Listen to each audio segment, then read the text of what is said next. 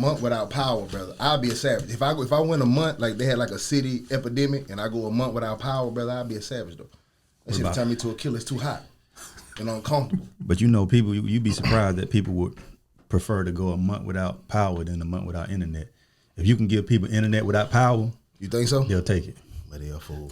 You can get my cell phone. Just keep the AC on. Hey man, that's how crazy it is. Rock, paper, scissors.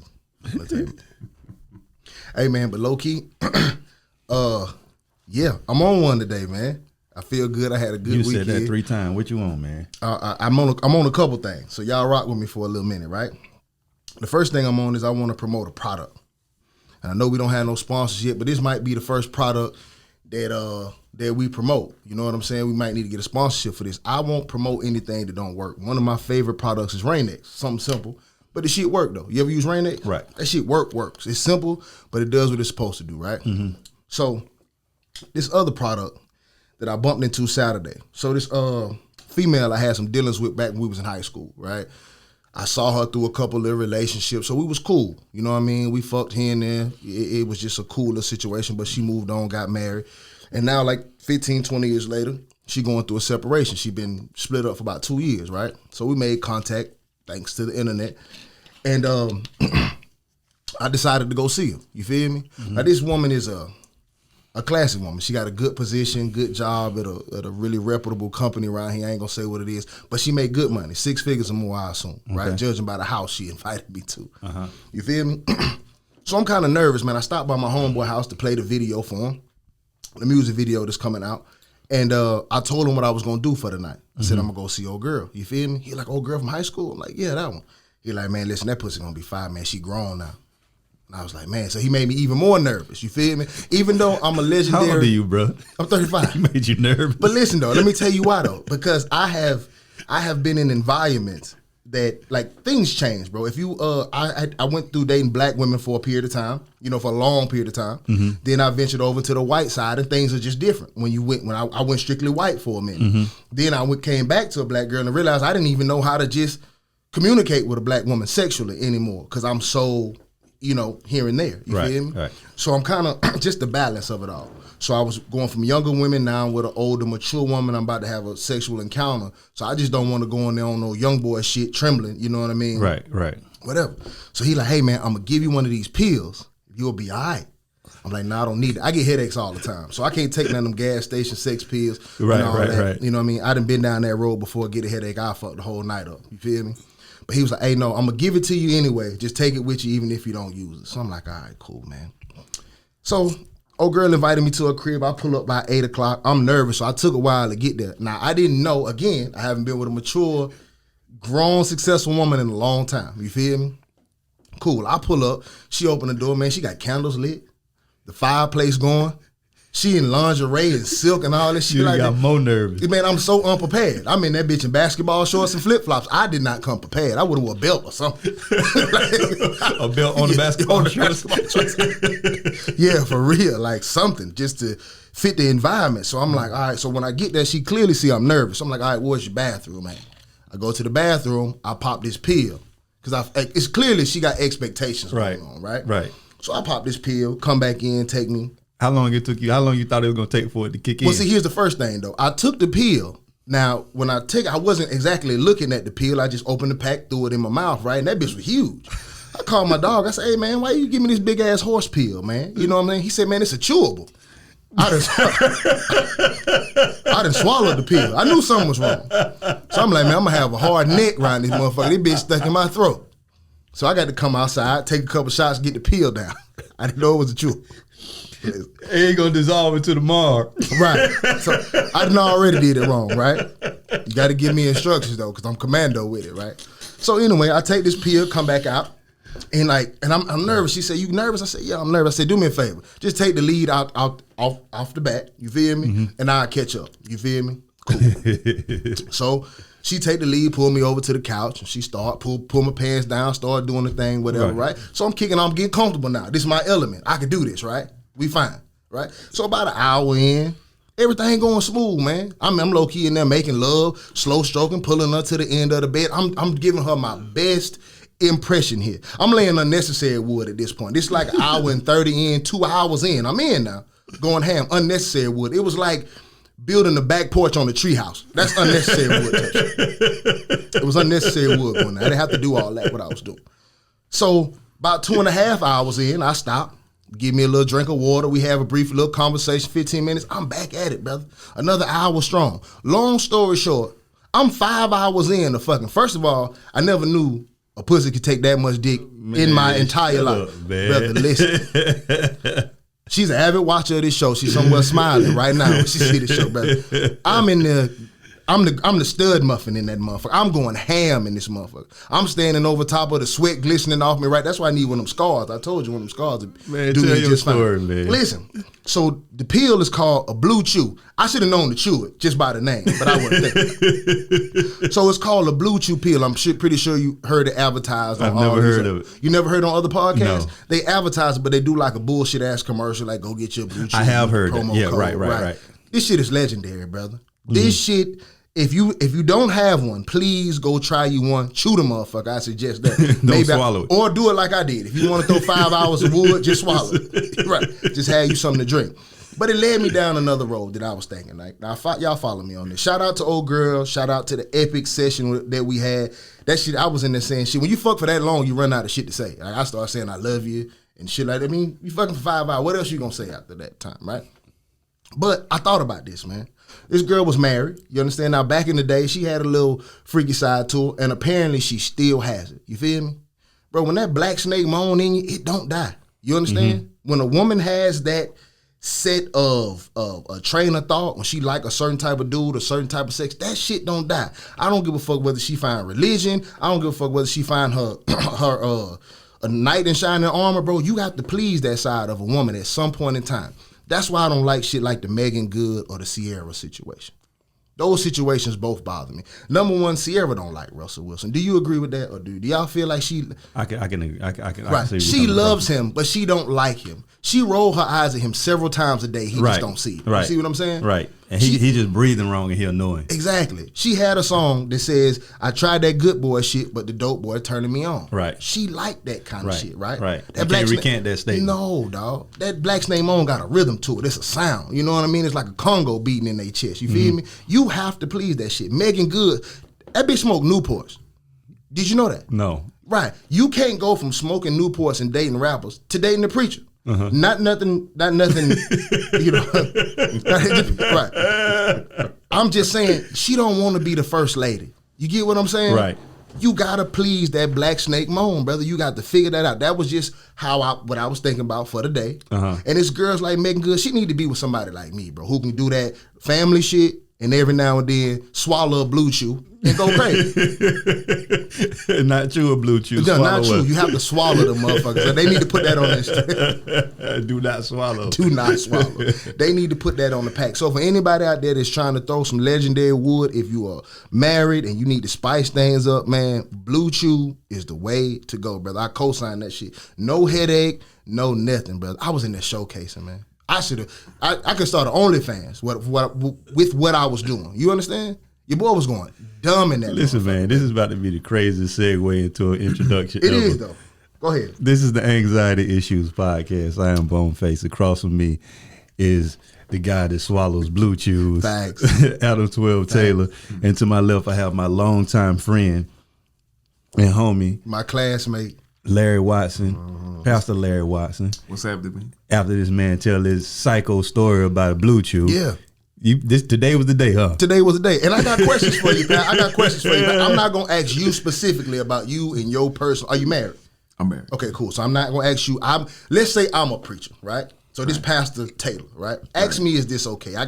We did this on the last podcast. We didn't get into it all the way, though. But we didn't, right? If I'm a pastor, not you now, me. I want to know if I'm your pastor friend and I'm telling you stories, do you approve of this, Pastor? We together now, right? I'm a man of the cloth with you in this situation. If I pull my wife's hair, am I in line? Is that okay? You know, the Bible says. Yeah, that's what I want to know. The bedroom is undefiled. So whatever y'all are comfortable with each other in the bedroom, That's between y'all, bro. So thou can snatch an edge if necessary. if she enjoy it, do you think? Cool. That's a T-shirt. Yeah, exactly. So another question. Let's just say maybe you answered it all in one. Let's just say me and my first lady, we went to a conference down in Orlando, like a Christian conference, right? And on the way back, maybe she had a little black snake moan to her at one point in time, and she look at me and she say, "Pastor, let me suck your dick on the way back home." Can she do that? Can she give me roadhead if I'm a preacher now? And she the first, is this okay? We're not in the bedroom. This is in the car. Yeah, whatever's comfortable between you two in your marriage and the confines, wherever y'all are, we fine. Y'all fine. I mean, this ain't that Listen, bad. man, I don't know why I thought it was different. I thought I would be able to protect you from this guy, man. Right. But obviously, the bulletproof vest is not catching the slug. I think this should be a new porn category. It should be preacher sex life. I want to know. I'm curious to know how that goes. How can you stay in the confines of the religion and then get yourself off? It's your wife. That's another good segue into the topic today. Today's topic is community versus culture. How is that a segue? It is a good segue because it's about culture, and what he does is a culture too. Everything that culture is not just black and white or what we do as black people and what they do in white people. Is like street life, is pastor life. Everybody has a culture, so it's culture. But I brought him on, and this is definitely the trenches. You feel me? But I brought him on, and I'm glad that he agreed to do this because I already know he's gonna get a lot of side eyes and a lot of people just blame me, looking at him crazy. But I will say this: it is totally 1,000% necessary for people that do what he does come in situations like this, and it's super. Just like it's good for a hoodlum to go to church. It's good for a pastor to be in the trenches, because if you're not in the trenches, you don't understand who you pastoring to. You feel me? Pastors aren't supposed to pastor the perfect people. They are already good. Yeah. You feel me? So it's like you got to come in spaces like this, and this is how you get your respect. This is how you get these guys to listen to you when you show up in places like this. Right. You feel what I'm saying? So it's extremely important that guys that do what you do come into this space. And I myself want to get into more community work, and I want to do a lot of stuff that's positive. But it's hard. Guys like me are afraid to go into positive spaces because you're immediately judged by perfect people in those spaces. But what they don't understand is that you have to, in order to connect with people, you have to be open-minded and you have to be non-judgmental. But when I do my work, I'm going to make sure I go into that space letting people know, hey, this is me.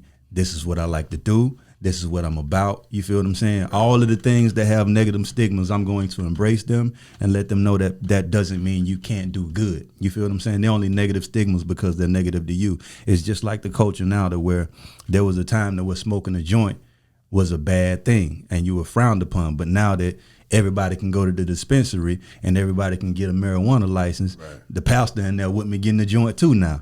You feel what I'm saying? Now it's okay because the people say it's okay. Not this pastor right here.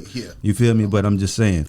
A pastor. Yeah, a pastor. But it's just crazy how like the laws of the land determine what's good and what's bad when that's not always the case. You feel me? Some things that these guys do in the street are against the law of the land, but they don't feel morally wrong in the spaces that they're in. You feel what I'm saying?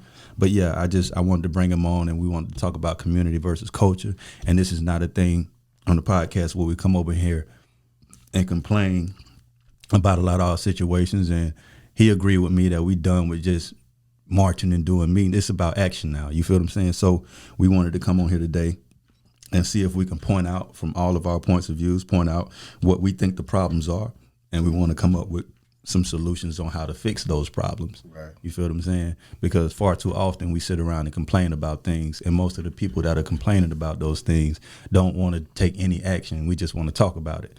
You feel me? We get on the conference call with 100 people and everybody got an opinion on something, but when it's time to do the work, 3 people show up. You feel what I'm saying? So I like to be somebody that if I'm going to have an opinion about something, I want to be willing to put in work behind that. And this is critical for us right now. You feel what I'm saying? Because I think a lot of people, when something happens in our community, we're not going to talk about the situation that just happened out of respect for the families. You feel what I'm saying? So we're not going to talk about that directly. Everybody know what we're talking about, but we're not going to go into detail on that because that's not our business. You feel what I'm saying? But for those who don't, you're referencing an act of violence. I'm definitely referencing an act of violence, right. And it's basically a something that happened in our city, and we're not going to talk about that, like I said, but we are going to. That did trigger a conversation. You know what I'm saying? And we just got to figure out ways, because I think when something like that happens locally, everybody in that space feels like it's a community issue. The community gets together and try to figure out what we can do as a community to stop something. When a lot of the times, especially in these times, it's a culture issue. These same things are happening all across the country, in neighborhoods all across the country every day. And all of those places feel like it's a community issue when it's a culture issue. You feel me? So once we address culture, we can fix the community. You feel what I'm saying? But I'm going to pass it off to him and let him, kind of give a little something on it. Hey, man, I appreciate the opportunity, man. I was, I think I spoke to you earlier today. I was in Selma Saturday at a funeral of a young guy that got killed in Selma. Right. And after the funeral, man, I was talking to his grandma. She was like, "What time you leaving, baby?" And I was like, I'm gonna leave before it get dark. She said, "You better get out of here, because they'll see your tag, and these boys, they'll do something." I was in Selma, like, man, I'm just, she was like, man, I talked to the mortician, and he was like, man, my morgue, man, or my freezer is full of under 25, like, And so I'm like, man, we dealing with the same stuff back home or whatever. So it's not just a local thing, man. It's happening. 96 people shot in Chicago over the weekend. Wow. Wow. I mean, it's crazy, man. Looking at it from I think sometimes, man, people try to make it a God thing, or like they blame it on the politicians or the police or the preachers or whatever, man. But I think Bone is spot on, man. It's bigger than that. It's a culture thing, and I think for me, just analyzing and thinking about it, it's just a lot different than what it was than when we were in high school. It's a lot different. Like, we kind of handled it. Somebody might get beat to sleep, but I mean, they're gonna wake up the next day. Fight another day. Yeah, and it is what it is, man. Now it's a couple things, man. I was kind of analyzing, and what I can see, or how I view it is, it's almost like everybody has every human has this part of them that wants to be known, or here am I. Right, this is what I do. Right. Y'all went to school with me, so y'all know in high school I was the talent show guy. Right. I really wasn't. I was a big guy, but I didn't play football. I didn't play basketball. I liked to play, but I knew I wasn't I ain't no star. I'd like to get out there, get some exercise, and it is what it is. But when it came to talent shows, it was a whole nother animal. Like, that was me. Like, I wanted people to know, like, hey, this is my affirming moment, that this is me. This is who I am. And all throughout high school, even now, people be like, man, they go the talent show, the talent show guys. Like, you kind of stated that, but that moment was very fulfilling. Like, I was able to ride that clout, through high school and on. But I was able to make it known, like, this is who I am. Every human, everybody that's on earth has this part of them that wants people to know who I am. I think what happens is man, when a person is not able to express themselves, or not just express, because you can express, but you got to be accepted. You know what I mean? So it's expressing, and then people accepting who you are. So this concept of what I've been thinking is kind of like, we have this whole thing, man, let's rebuild the village. It takes a village to raise a child. Right. What if the child don't feel a part of the village? Right. What if they don't have a place in the village? What if the village, in that village, if a village is working together, like I preached this sermon Sunday, man, about Abram, in Genesis, Abram's his name before he became Abraham. In that culture, when I was doing the study, man, most cities, man, consisted of families. It wasn't like you go to this city, like everybody in that city was related, like, And so it was a real tribe, like, every street you go on, they were related. And I was talking about, God told Abraham to leave his known territory to go elsewhere, because he was getting ready to do a new nation through him. I was thinking, man, with the tribe situation, if I'm a part of a tribe and I'm expressing myself to the tribe, and I'm saying, man, I'm freezing, I'm cold, I'm trying to say it, but nobody's hearing me. Man, I'm freezing, I'm cold. Like, y'all give me a jacket. Y'all gonna do something for me? Nah. Then what happens is after I try to express myself and nobody's hearing me, like I said, when you expression and you're accepted with your expression, I'm not accepted. So now I turn into this. Now it turns into this other thing. Now I'm about to burn the city down. I'm about to burn down the tribe so that I can get myself warm because y'all wasn't hearing me. You know what I'm saying? So I'm gonna heat myself up by burning down the tribe or whatever. And so this whole concept, man, where we are, man, it's like, it's so many layers to it. I was just thinking about it here, just driving through our city. Yeah. I was thinking, man, like, how many franchises do we own? Like, in this city, like, do we own any Burger King, McDonald's, Checkers, Wingstop, anything that we consume? Yeah. Do we own any commercial property? Do we own any? I know some people that they rent a couple houses. They got a few here and there. But I mean, like, what part of town can we point to say, man, they own it over there? Right. So the affirmation from the standpoint of like kids kind of looking to see even from the community. Cause so for me, I'll backstep. Done are the days of me saying it's this person's fault, it's this person's fault. I think with anything, if you're gonna solve the problem, you gotta lay the blame somewhere. But I think the blame is us.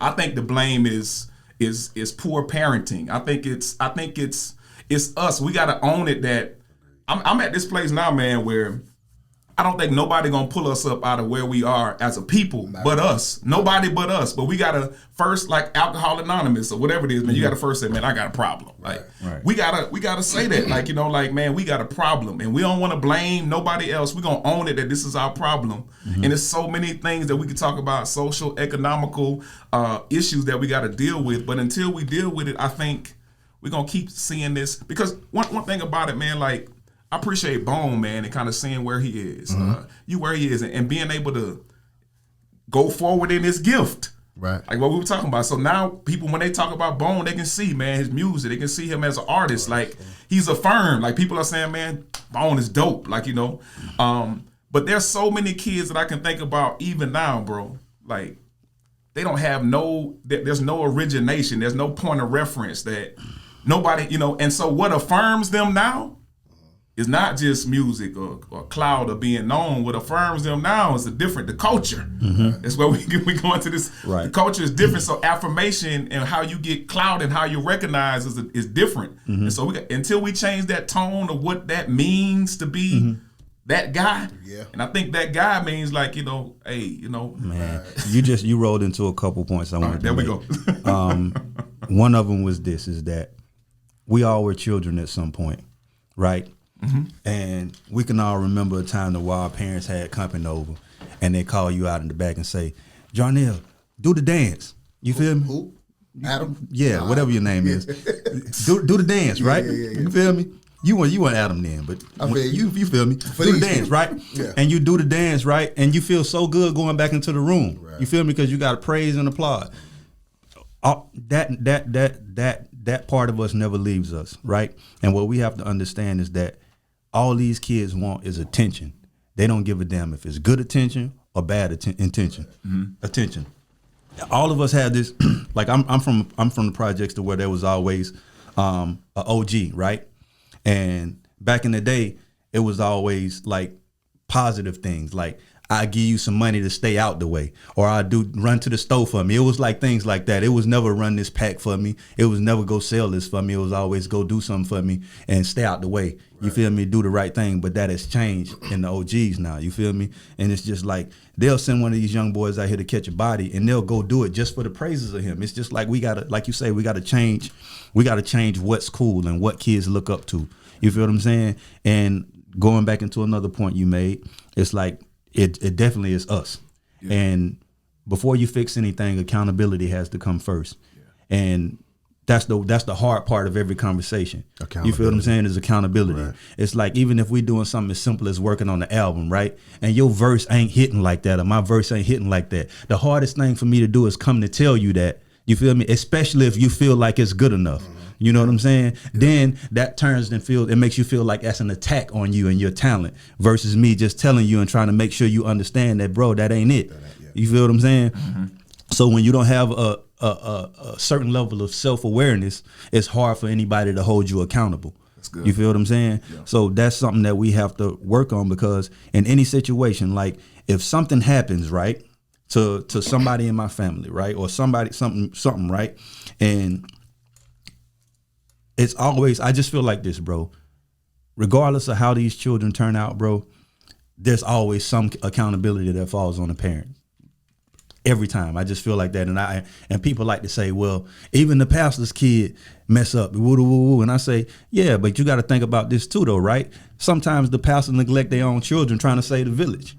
You feel what I'm saying? So that happens in a lot of cases too. But there's always something, a little something like kids are kids and they're going to make mistakes. And a lot of us, most of us, like some of us don't survive those mistakes. You feel what I'm saying? We all gonna make mistakes, but there's always something we could do to limit those. And I just feel like a lot of cases it happens like this too, though, is that I do everything right on my end.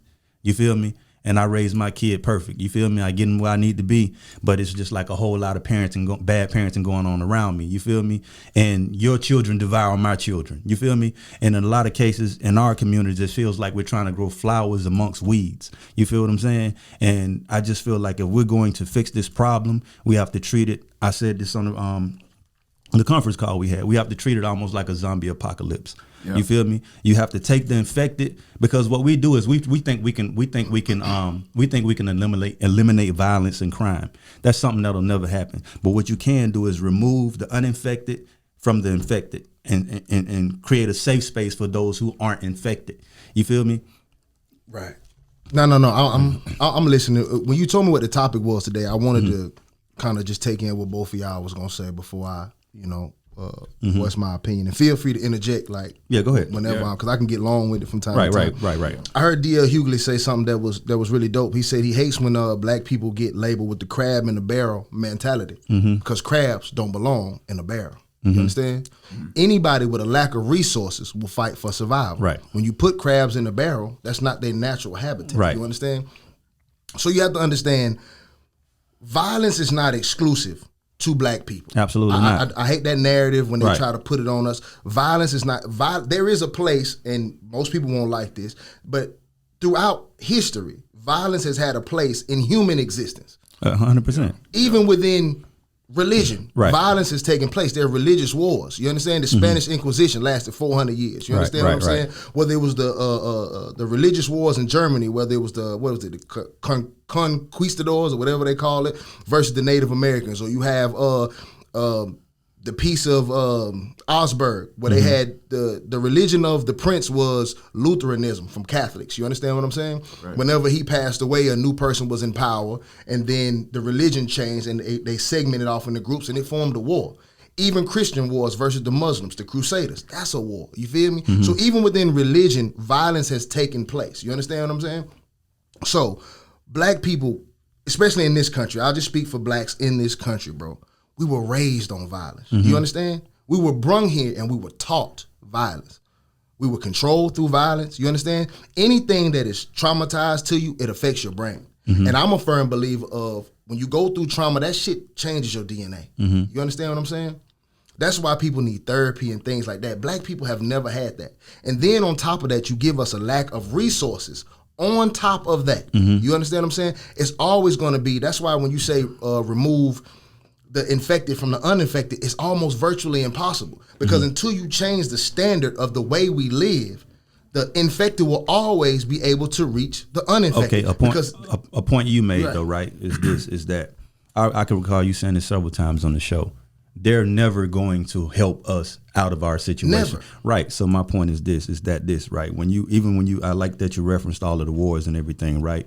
But what you have to also keep in mind is that in war, most of the time, it's whoever on this side killing whoever is on this side. Facts. You feel what I'm saying? The issue with us is that we do more violence against each other than we do anybody else. White people kill more of us than they kill themselves. Right. You feel me? Hold on. Right. Ahead. And all of this is definitely by design. Right. But once we recognize that, you feel me? Once I tell you you got a booger in your nose, it's on you to figure out how to get it out of there. Right. You feel what I'm saying? Yeah. So my thing is like, we have to get past the stage of using by design, you feel me, as an excuse because we see it's by design now. Right. So now it's on us to change it. You feel me? If we keep referencing back that it's by design and we're not trying to change it or not doing anything to change it, and it works like this. If I can't fix, it's just like this. If I can't save everybody, I have to save somebody. Right. You feel what I'm saying? So once I realize my community is infected and it's by design. You feel me? If my house is burning, right, I'm going to run in my house and I'm going to save the things that are most important. The rest of that shit can burn. Right. You feel what I'm saying? But my point is you're going to create an internal war. There is no kumbaya solution. Right. There is none. There will be sacrifice. Once you separate and once you say that I'm over here and I'm over here, that's going to create more of that I'm not a part of your village mentality. Right. You're going to create a war amongst ourselves. And it's not black exclusive. Right. It's something called the Civil War. Right. I'm sure you've heard of that. Right. Amongst whites. Right. Whenever you differ like that, whenever you choose to put your flag in the sand, you're going to create a war amongst each other. Right. So until we get the mentality that the infected have, there's no change gonna happen. Right, but and that's my point. That's why I say a lot of the times. That's why I say when I referenced in the beginning that pastors need to be in the trenches, whatever, because this is not a war that's going to be won peacefully. You feel me? And separation sometimes is necessary. A civil war is necessary sometimes. If we can't agree on something to fix something, and you're a problem, we have to get rid of you as a group. What they say, Tubman, right? They basically, it was a situation to where she said, basically, I don't want to like say exactly, but it was a quote that was somewhere along the lines of, all right, cool, who's willing to die for the cause and who's not? Right. You feel me? And everybody that raised their hand said not. She said, okay, these are the people we need to get rid of first. You feel what I'm saying? Right. Because you're only going to cause a problem in our system of what we're trying to fix. You feel what I'm saying? If I'm poor, if we're sinking and I'm dumping water off the boat and you dumping water in the boat, we got to remove you from the boat. You feel what I'm saying? It's necessary sometimes. And that's what's going, and that's the hard part of what we have to do. Sometimes we have to separate ourselves from ourselves. We've done it all our whole life. All of us have in high school have been surrounded by guys that were no good for us, or had friends that our parents told us were no good for us. And at some point you have to separate yourselves from them, or you'll drown with them. You feel what I'm saying? Who's going to be willing to stand firm enough to that extent, brother?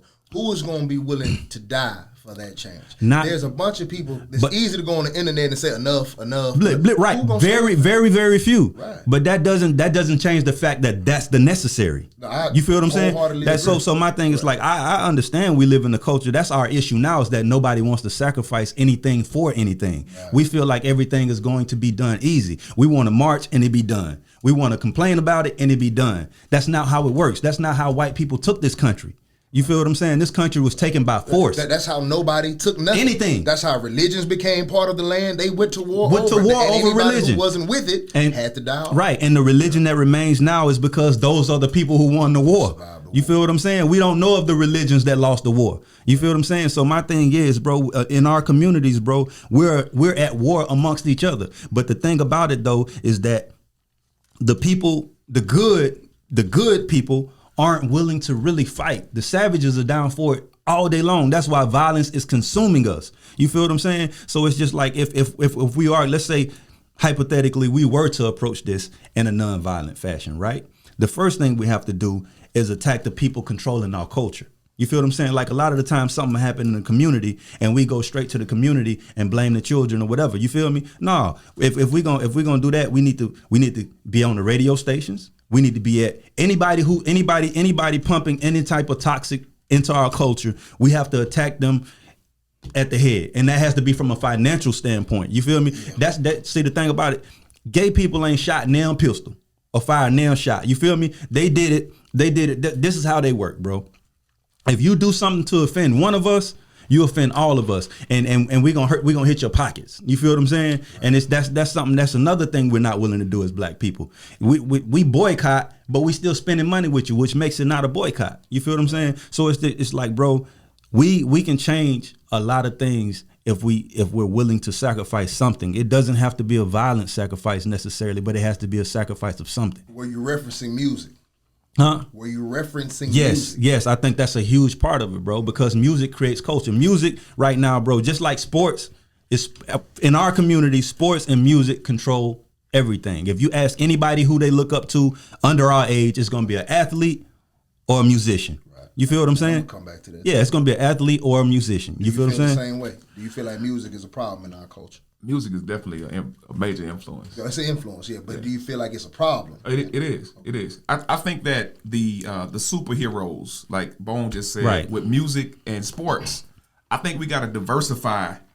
You know how you can be successful, what success looks like. You know what I mean? Like real estate, you know, investments, the stock market, like to kind of bring that to the forefront. Because right now, when you ask young people what they want to be, they want to be what they can see, and whatever they're presenting to them on YouTube or on TV, that's what they think is successful. And that's what I mean by attack the head. You feel me? It's just like they're choosing our leaders. When it's some time to speak, they go get a basketball player or a rapper. It's on us to say, nah, they don't speak for us. That's not our voice. You feel what I'm saying? Right. And until we start doing that, it's a problem. But it's just like we said, it's laziness at the end of the day too. You feel me? Because a lot of the times, if I tell you I don't want that, you feel me, I have to do something myself now. You feel me? If a service is being done for me, you feel me, and I don't like the way it's done, I have to do it myself. And most of us don't want to do it ourselves, so we take whatever they give us. Right. I got there was a couple things, man, because y'all got it wide open now, man. Go ahead. Yeah. I think what Bone was saying with isolation, man, some of the ones that have been tainted, you know, we wish the best that we could pull some of those, but 9 times out of 10 they gone. You know, and it's like that. Is. Yeah. It's sad to say, man. I met with some local officials about it, man. I had one guy say, man, I had the research done, bro. Like at a certain age, they done. Like, you know. And so I think one of the maybe the second way that we can attack, man, is get to those young kids while they're still able to be seeded into, to kind of give them that direction that they need. I think you were hitting on a good point, man. The economic standpoint. I remember looking at this video of Martin Luther King. This was after he did the I Have a Dream speech.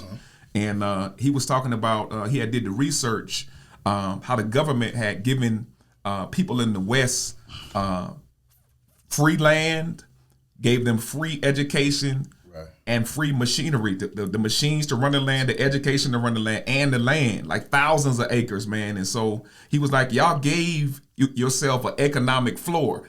So that's generational wealth that you're able to just hand down. Right. And so Martin was like, yo, we got to go back to Washington, not to march about I have a dream. Nah, we need to go to Washington and say, man, we need that same type of economic floor that y'all gave yourselves or whatever, man. A week later, Marlon was dead, bro. I'm gonna tell you what's wild too, though. I'm sorry, I didn't mean to cut you off. No, it's all good. I'm gonna tell you what's wild too, though, is that like economics is a huge part of it. Yeah. But what's wild though, bro?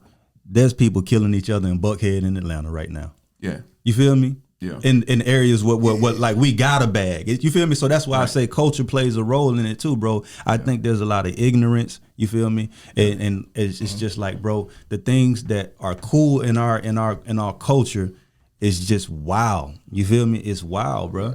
Yeah. But you got to understand, bro, and I'm always I'm an origin type of person, okay? If you want to change, that's why I don't get offended, but when people say music is an issue, I push back on that. Because or when people say athletes are our leaders and stuff like that, I agree with that, but I push back on the notion that white people are doing that. It's a reason why black people entertain that. Music is just an expression of what people are living. You understand what I'm saying? 100%. Right. And that's why it's a reason why black people are so music based. There's a couple ways of learning in life. You understand what I'm saying? There's solitary learning, people who learn by themselves. You understand? There's social learning, people who learn in groups and through socializing, okay? There's physical learning, people who learn through physical actually doing the job hands-on, right? There's auditory learning. That's music, sound, tone, stuff like that. You understand what I'm saying? And there's what most black people are is vision learners. You understand what I'm saying? When you go back to slavery, they cut us off from all of those other fashions of learning. You understand what I'm saying? We weren't allowed to read and write and express. You understand what I'm saying? So the only things we had was music, right? We created music. We learned through that. Even when they freed us, we came up with something called the blues. It was an expression of what we were going through, and people got a feeling. That's why our music has more of a feel to it, right? Also vision. Because we're not the biggest readers and writers, you feel me? We just look at what we see. The problem is there's no explanation behind what you see. So coming up, even for me, you remember me in high school, you understand? I played sports because I wasn't a thug or no shit like that. I played sports because that was my first successful black person I've ever seen. When I was sitting at home, Deion Sanders with all the chains on, and every successful black person that I saw was an athlete. I can remember being young in Virginia, man, and my mother would never let me go across the street and play basketball with these cats. I never knew why. I just wanted to go shoot hoops with them, just some general shit. But my mama knew those were dope dealers. You feel me? I didn't. I remember this dude used to pull up, man. He had this blue car. I remember him because he just looked so cool to me, bro. Like he used to get out with his fine ass light skinned chicks. Used to sit on the back of the trunk of the car, watch him shoot hoops, and I used to always want to go play. Feel me? And the ball rolled over to me one day. I threw it back. He was like, "Hey man, come hoop." And I was like, "Nah, I can't come hoop with you." You feel me? My mama won't let me. He was like, "Ah man, you lame, whatever." You know what I'm saying? But cool. But in the back of my mind, bro, I've always wanted to be that dude. Right. Subconsciously. So as I grow older, I created a prison around myself. Whether it was the tattoos, whether it was the muscles, there's a part of me that always wanted to be what I saw. That was my first, like he looked like he had it. Right. Now, there was no explanation at the time. Right. I didn't know that wasn't shit. You feel me? There were no black doctors around me to show me their houses and their cars. Right, you absolutely. See me? There were no black lawyers that I saw. You feel me? So we have to meet people where we are. Right, 100%. We have to start opening up our lives to show people. Because we choose musicians and athletes because that's the only thing we see. Bro, you keep telling us we could be doctors and lawyers, but where the fuck are they? Right. When I can go on social media and I can see all the successful people doing these other things. So we have to start opening up our lives. Those of us who are successful, like you who own a business, you who are a pastor who have real estate, whether it's a black doctor or lawyer, bro, you have to start showing us your toys, your lifestyle, your whatever. So there are younger people saying, okay, cool, I don't want to be in this because you could die over here. Right. But I see this black man over here living the exact same life and is comfortable and happy. Right. So if we're visual learners, we have to start meeting us where we right. are. But you have to understand, like you go back to origin, right? And you mentioned the blues and everything. At a point in time, we control music and we control, like, you feel me? But how do we control music then? They control our airways. They stole our No. music. There were no airways then. I'm talking about before there were airways. We controlled then, right? Yeah, what I'm saying now is that, like, let's say, for instance, I'm a gospel rapper. You feel me? And I'm dope, right? I hate gospel rap, but go ahead. Exactly. You feel me? But you're an artist and you dope, right? Right. But you on some other shit. You feel me? Trap, blah, blah, blah, blah, blah, or whatever, right? Like, my thing is, this is why I say it's them, bro, because they are the ones that control the industry. They control we don't, like you say, we don't own no networks. We don't own no TV shows. We don't own none of that. So, and like you say, we're influenced most when we're young. Right. You feel me? Right. And when you turn on your TV, just like right now, right? The agenda right now is attacking masculinity, right? Correct. So when you turn on your TV, bro, I was watching Nickelodeon, bro, Disney, bro. I'm watching a cartoon. You feel me?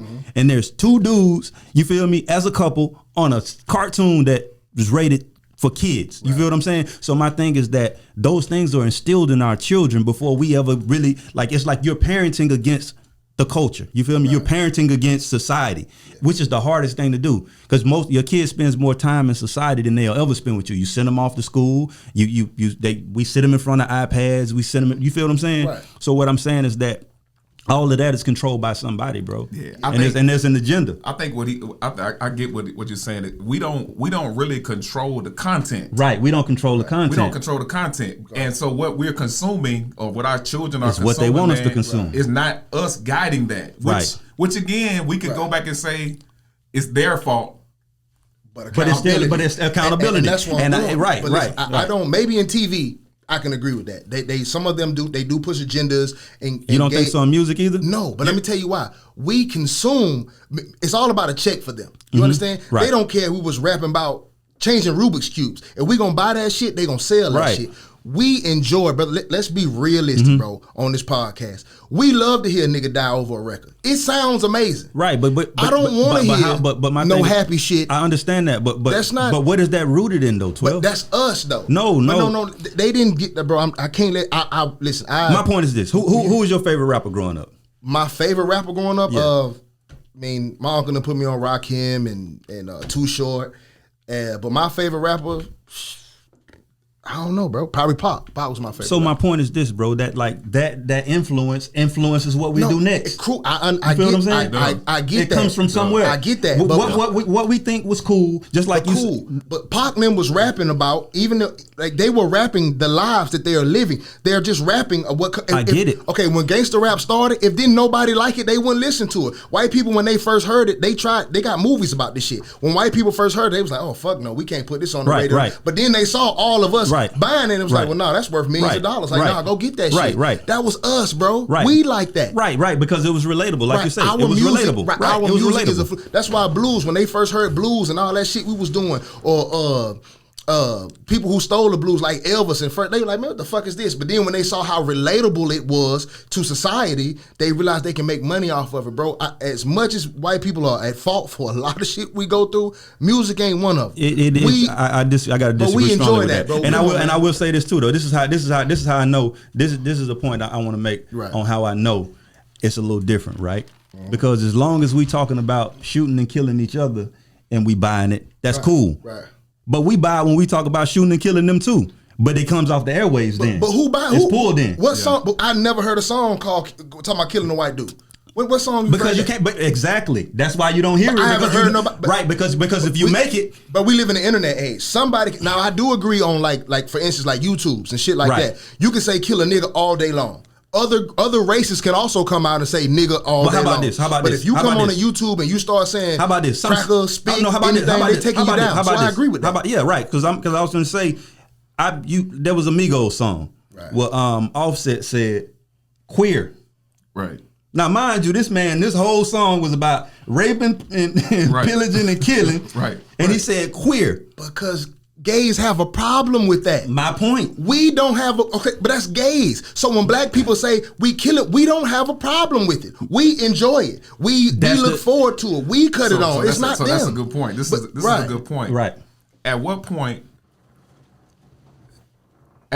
can we say that the consumption, because our soul, it goes back, like you said, to slavery, can relate to pain. Like we've been in this painful place. Right. And so we relate to the pain. At what point in time do we change from that we want pain or we want rain? Right. Okay. We want rain or we want pain. Agreed. But it's there. I get it. We consume it. We like it. But at what point in time do we say, you know what? When we change our community, music is the last thing we need to worry about. Once the circumstances change, the music will no longer be relatable.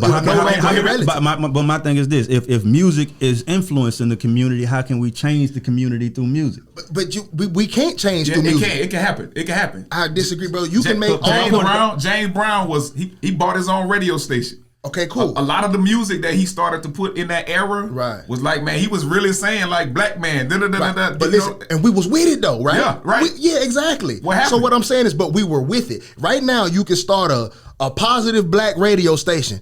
Ain't nobody listening to that shit. Like maybe some church folks might listen or whatever, but because it don't feel the same. It's not relatable to your circumstances. But is it healing? Is it profitable to us as a culture? But even when rappers go to the rich side of it, right. You got rappers rapping about some ritzy shit as they get more money. Right. That's less relatable. The more money they get, it's like, all right, okay, I feel you, nice song, but it's not as relatable. Then some new young cat come out from the trenches, and it's like, oh no, that's the new shit because it's back to until you change our community, bro, and our set of and I'm saying we set music, bro. We run music. Nah, but think about this, bro. How many songs have came on the radio, right? Right. And you hate it, but they play it enough. Oh yeah. And you start to love it because they're invested in that artist. I understand that, bro. So my thing is that's why I said the accountability comes in. Yeah. So that's why I say if they control it, you feel me? They're going to push what they want to push. So my thing is my thing is accountability on us.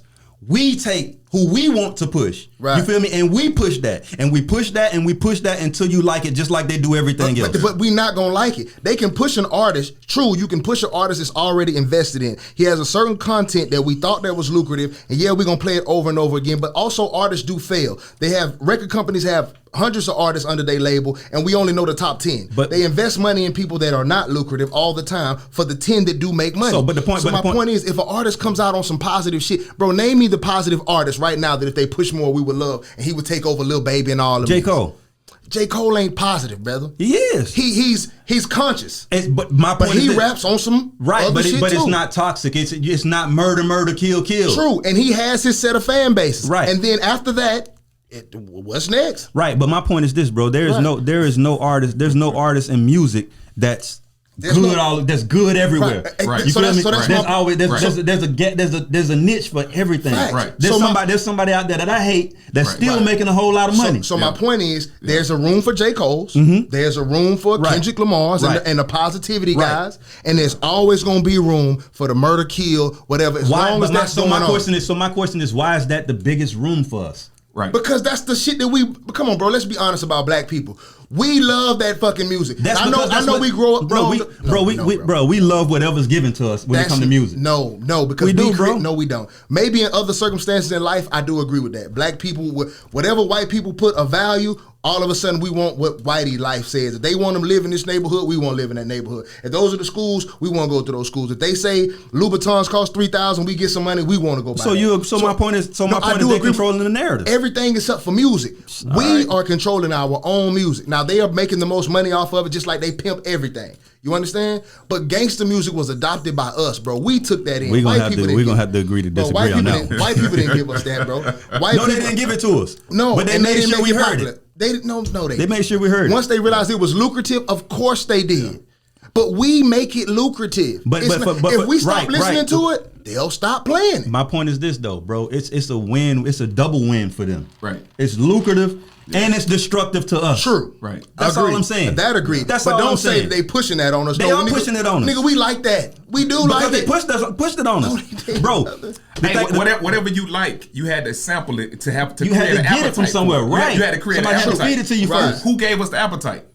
No, we did. Let me explain. When a new artist comes out to this day, if I'm about to drop something right now, right? Right. Okay, cool. No backing. I ain't got no record label and I ain't on no radio station, right? I'm just gonna put it out there. And then somebody gonna hear it and say, I fuck with that. Then they gonna pass it to somebody else. And let's say it blows up. Sure, somebody white is gonna come in and say, man, you got some talent. Let's mass distribute it, right? But we picked me on our own. We said we like what this motherfucker, and that's how every artist is found. But I'm gonna tell you a secret about white people. I'm gonna tell you a secret about white people though, bro. If our music had the same effect in white communities as it has in black communities, they wouldn't push it. Agreed. So that's, again, now it's back on us. So all I'm saying is, totally agree with you. Until we stop liking it, it don't matter. They're not giving that to us. We enjoy it. But you know what that sound like to me? That sound like you got a kid, right? And you feeding them candy and cookies all day. Right. And you say, until they stop liking it, I must keep feeding. That's the worst analogy. No, it's not. As a parent, I am responsible for my kid. White people are not responsible for us. If they like this and we can make money off of it, then here, we do this with food all the time. They push fried food that's killing us every day. If y'all niggas like this shit, come get it. But they push cigarettes every day. Ain't nobody making you get it. But if you like this shit, nigga, come get it. Like, they not making us do this shit. Right, but there's a thing, bro. This is for grown-ups. Bro, it works like this, bro. We all, I'm sure you've trapped before. You feel me? We give out samples. You feel me? Right. I'm gonna hook you first. You feel me? And once I get you hooked, I'm gonna keep feeding you. Bro, we picked gangster rap. We found it, and they said, oh, they should make some money off that, and we have the money in the platform, and they took it. They did not create gangster rap or the blues, brother. We did this. So answer this then. What gangster rap was not the first form of rap, right? It was not. Right. And rap was we enjoyed it. Profitable before that. Right. So when NWA, I think NWA was like one of the first real gangster groups, right? Right. So it was just like, and how did they start? They start pulling it out the trunk, and the whole city started fucking with it. No white man behind it, and then the white man was like, "Hey, let me get in on that." Jerry Heller, like, "Hey, you got something there." Right. But we had chose if they was playing it and wasn't no money behind the Jerry Heller band, get that crazy shit. But we spent a lot of time on rap, man. But no, it's a part of the culture. It really is. It really is a part of the culture. Absolutely. It really is a part of the culture. Part of culture. It's a huge part. So my thing is like, my point is this: regardless of who the hell started it, bro, it's a huge influence on our children. Yeah. Agreed. Point. That was my original point anyway. You feel what I'm saying? That's a huge part of it, bro. Yeah. So and that comes with accountability too, bro. It's just like we as parents have to filter things better. You feel me? Because it's just like this, right? I used to say an analogy I used to use all the time was just like porn industry, right? When they're making porn, they're not making porn with children in mind. Right. You feel what I'm saying? So if we have an issue with children and porn, it's the parents. It's the parents. Right. So it's the same thing with the music. Yes, the music is horrible. You feel what I'm saying? But my thing is like we have to do a better job as parents for like protecting our children from it. My so daughter asks me to play my song all the time, and I won't do it. And I don't play my music around my kids. That's why they're not fans of my music, because they don't get to listen to it. I don't even play music with them in the car. My son's 17, and I still don't really listen to music with him in the car, and I know what he on. You feel what I'm saying? So that's why I say, when I say create a safe space, bro, that's what I mean by that. Like, that has to start in individual households, bro. If you take care of your house and your daughter, you take care of your house and your kids, I take care of my house and my kids. Guess what? I ain't got to worry about your kids. You ain't got to worry about his kids, and I ain't got to worry about mine. You feel what I'm saying? We also asking parents who weren't parented to be good parents. Right. Yes, but and that's but like the thing about it, bro, is like, when we're having this conversation, we have to understand that we understand the rooted issues. Like, we can give that to the listeners, of course, but us at this table, we understand the rooted issues. So that's why we bring up accountability. You feel what I'm saying? We have to figure out ways. That's why we know the problem. You feel me? We're here to try to figure out solutions. You feel what I'm saying? How about this, man? And accountability comes first. Yeah, absolutely. Yeah, that comes first. I have always said, bro, that mental health is a huge part of our community that we don't address. You feel me? A lot of times when you see other communities, especially the white community, they diagnose mental health early. A motherfucker know at 15 they got BPD, borderline personality disorder, or they bipolar, or they suffer from depression, anxiety, whatever. It's not a stigma. They go get their medicine, they go get whatever, and they figure out ways to learn and live through it, right? As in the black community, we see people like, we'll label them something cool. Oh, that's crazy, so-and-so. Oh, he a savage, he a gangster, he a whatever. And a lot of times, these motherfuckers be off. Right. Again, not to take back to music, but I can look at certain rappers, and I ain't gonna call nobody name. Bro, you have to be crazy to not tell that they not there. Right. These are not functional human beings. Right.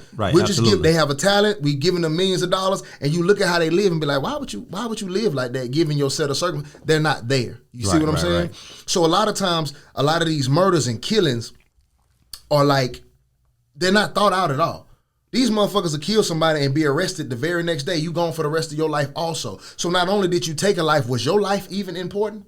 That has to be a sign of mental health. This crash out mentality, there's a lot of bipolar disorder in our community. There's a lot of depression in our community, and we never address it. We never talk about it. We just label them killers and savages and all of that. And a lot of times these boys be off. You understand what I'm saying? 100%. Like clinically, chemically off. Right. And that's what blow me when they always in a position to when we have something going on, we put them in a position to speak for us. Agreed. That's what blow my mind. Right. And I just want to say this, bro. I know I'm gonna get a lot of blowback from this, bro, but I don't even give a damn, because I'm gonna say what I feel, bro. Yeah. Rapping and playing a sport, they are not real talents, bro. You feel me? That's something that we have to make sure people understand, bro. Right. Like, those are not considered real talents. I went to China, bro. Those aren't talents. Right. You feel me? Those aren't talents, bro. And like, explain. My thing is this, bro. If we're in a situation, right, to where we need to survive, you feel me? You knowing how to shoot a goddamn basketball and know how to rap does nothing for us. You feel me? Yeah. We need skills. We don't really need those are talents per se. Okay, you feel me? Okay. But they're not. That's what they're not relevant skills. They're not relevant skills, bro. Okay. We can't bounce pass and dribble our way out of starvation. Right. You feel me? Right. We can't rap no way into no medicine. Right. You feel what I'm saying? So it's just like we have to learn things that are critical to our advancement. Mm-hmm. If we keep creating more basketball players and more rappers, you feel me? We go further away from the things we really need. Man, Brian, we're approaching a time in our world, bro, in our society, bro, to where we need way less of that. Yeah. You feel what I'm saying? Yeah. Agree. I was going to say, man, to piggyback on that, I'll say, man, that the church has been guilty, man, of not using the vehicle of just like preaching, like, the word. Versus Martin Luther King will preach the word Sunday morning. He'd be like, y'all come back tonight. We got to deal with this bus boycott or whatever. You know what I mean? Or whatever. So like using those platforms to kind of say, okay, well, we could talk spiritual, but then we could talk literally. Like, because I know y'all trying to get to the afterlife, but you still got to live in this life. So let me show you how to budget. Let me show you this and that, because what good is you getting the $1 million deal, bro, and you ain't got no financial literacy? Like, you don't understand investments. You don't understand it. So because of your lack of you the first person in your generation to have wealth at some point, man. So how we do it, I was talking to somebody about this the other day, man. Like, man, why we always gotta have gold and why we always gotta shine? I think instinctively, in who we are, our DNA, man. You go back to Egypt, bro. Like, these mothers had gold coffins, bro. Like, they were buried with gold and stuff. I mean, so I think instinctively that's who we are, but how did they get the gold? That's what we don't Right, talk about. I was going to say, but they had skills though. How did they get that gold? Like, they had skills though. Yeah, exactly. Yeah, they man. had skills, and we Yeah. don't. And that's Yeah. why they don't mind giving young black dudes $250 million because they know it's not going to serve any good. Right. It'll be gone before you figure out what to do with it. Right. In a lot of cases, you know what I'm saying? It's scary to give a real. That's why you don't really see powerful dudes when you. That's why athletes when they speak out, you feel me? They money get they deals and offers get a lot lower. You feel me? You feel me? We don't need nobody like you to have no bag. You feel me? Because you might do something with it. Right. And the people that's Right. supposed to speak, and the reason why it's impossible for somebody to speak on our behalf, there is nobody who is black funded. Does that make sense? That's true. Oh no, you That's spot true. on. We You are- spot on. Yeah, I got something for that too. Go spot ahead, on, though. You're bro. right. If you're funded by a white man in any capacity, I don't give a right. fuck whether you're LeBron James or we worth $100 million. you If limit- that money is coming from a white man, you limited to what you can 100%. and can't say. Yeah. And we don't have. That's why I said the black government is 1,000% necessary. Until we have a person or a group of people that are funded only by black dollars, you will never get the right leaders to speak and whatever, because it's too risky. Right. In order for me to save y'all or speak up for y'all, I have to risk everything I have, and you won't even come to my Right, and that's aid. what I was gonna say, bro. It's hard to crash out for a group of people that ain't gonna have your back. Right. Yeah. It's crazy, bro, and that's something we have a real issue with. We expect people to sacrifice everything they have so we can give them nothing. Right. And it's not. It don't work like that. Yeah. You We feel me? watch- Yeah. So we once watch we learn how to Colin stick Kaepernick, together, like nobody. You feel me? Yeah. And it's I don't know, bro. Even from the political scene, man, like you got people that might, all right, I'm voting for him because he's black. They know, okay, once he gets in there, the way that I steer him away from the agenda, this is a whole nother conversation, man. No, it's this one. Go ahead. Because we should have raised him. We shouldn't be like we should have got out. This dude got the talent. Right. He gonna be the one. We gonna build him up. We gonna let him recognize the issue. So when you get in there, this is what you need to do. Right. Versus, okay, we gonna vote for him because he black. Because when Right, he get in right. there. right. No, Come here. I got you. Right, I got right, you. Yeah, right. you in there, but I'm about to run you because Right. I think you run them basically. Right, Which you right. know, and Yeah. so that's a whole nother issue, Right, man. right, and it's so hard to find somebody that's built to the right things. Like you say, you got to raise your leaders. You can't just pick your leaders from a group of people that Real just talk. been around. You feel me? You got Real to raise talk. your leaders within the space. Yeah. And that comes with structure, bro. And that's one thing that we lack so much of in our community is structure, bro. It's like, bro, it's crazy that when white people do something, bro, they all know how to agree on something. You feel me? Yeah. We don't know how to agree on anything. You can say something as simple, you feel me, as like you see where I'm going? Yeah. You can Yeah. do something simple, bro. You can say something simple like God is good. Yeah. And you're gonna have somebody in the comments, Well, God he is talking about- alright. Yeah, not all the time. Not all the time. You feel me? So I'm like, damn, bro, we can't agree on nothing. Right, They could be worse enemies, bro, but they can still agree on their agenda and still get there. We have to learn how to do that, and that's something we don't have. We don't have, and that's hard to create structure when people can't come together on something. It's because their floor is at worst. We can disagree about everything under the sun, but when it gets down to whites, we're going to stay there. You see what I'm saying? So we might disagree, Democrat, Republican, whatever it may be, but if it's about the white agenda and we lose in this country, we'll learn to stand together if need be. You understand what I'm saying? I always say that black people shouldn't have a political party. I think it's highly ignorant for us to have a political party. When you go back through history, none of them have done shit for us. Right. They say you guys used to be Republicans. Like, motherfucker, that's only because those who agreed to free us because of unions. Right. You didn't want to free us because you thought it was the right thing to do. Right. It was just you wanted to start unions, and why the fuck would anybody pay a white worker when I can get these niggas to do it for free? Right. You understand what I'm saying? Right. So even when you look through Democrats, like, what have they done for us? Not a fucking thing. Right. A lot of the laws that were unfair to us, that over-sentenced us, they came from Democrats. You see what I'm saying? So, and then they pandered to us. Like, the shit was so crazy, bro. The Joe Biden, what'd he say? If you didn't vote for me, you ain't black. Right. The fuck, what was that, bro? Yeah. The fact that you can say that, Hillary, didn't you say she had hot sauce in her bag on the radio Yeah, station? she did, bro. Bro, what kind of shit is that to say in 20, like, bro, you can't make this shit up. It's straight out of a comic book. That goes back to what I was saying, that bro, like, it's easy to take that, and it's easy to take that on the chin and roll with it when you don't want to do anything, bro. Like, we need our own political party with its own structure and its own power to make it to where we have a voice, and the voice matters, because if you don't give us what we want, you don't get our vote. Facts. So once, but the thing about that, bro, that takes structure. It takes work. It takes time and it takes energy. And so many people aren't willing to do that, bro. That's our issue is that, bro, you got to be willing to put the work behind the things you want. We think like it's crazy how when you listen to poor people talk about money, you know what I'm saying? When you hear poor people talk about money, we talk about numbers and like we'll sit around and argue about somebody else's money and be like, he ain't got number like 3 million. They ain't really no money. Right. You feel me? I'm just like, bro, like, you feel me? We don't even understand, you feel me, what goes into something. We just feel like we can just manifest something and it just happened. Right. You feel me? We think $1 million just come. We don't understand $1 equals $2. You feel me? 1,000 equals, you feel me? And so on and so forth. We don't understand the building process of something. We just feel like something is supposed to come ready-made because so much in this world is ready-made, but it's not ours. Right. You feel me? We don't know what went into building it. We just feel like we should have it.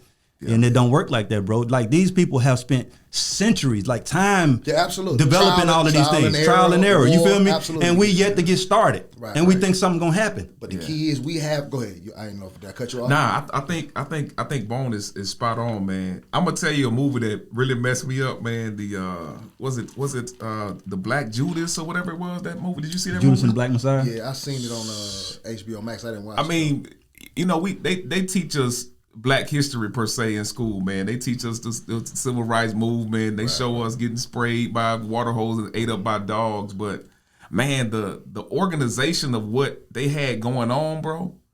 Even you can say what you want to say about it, man, but just kind of look that structure. Mm-hmm. That was dangerous, but they had to shut that down, bro. And you know what's also dangerous? I'm gonna let you finish. You know what's also dangerous?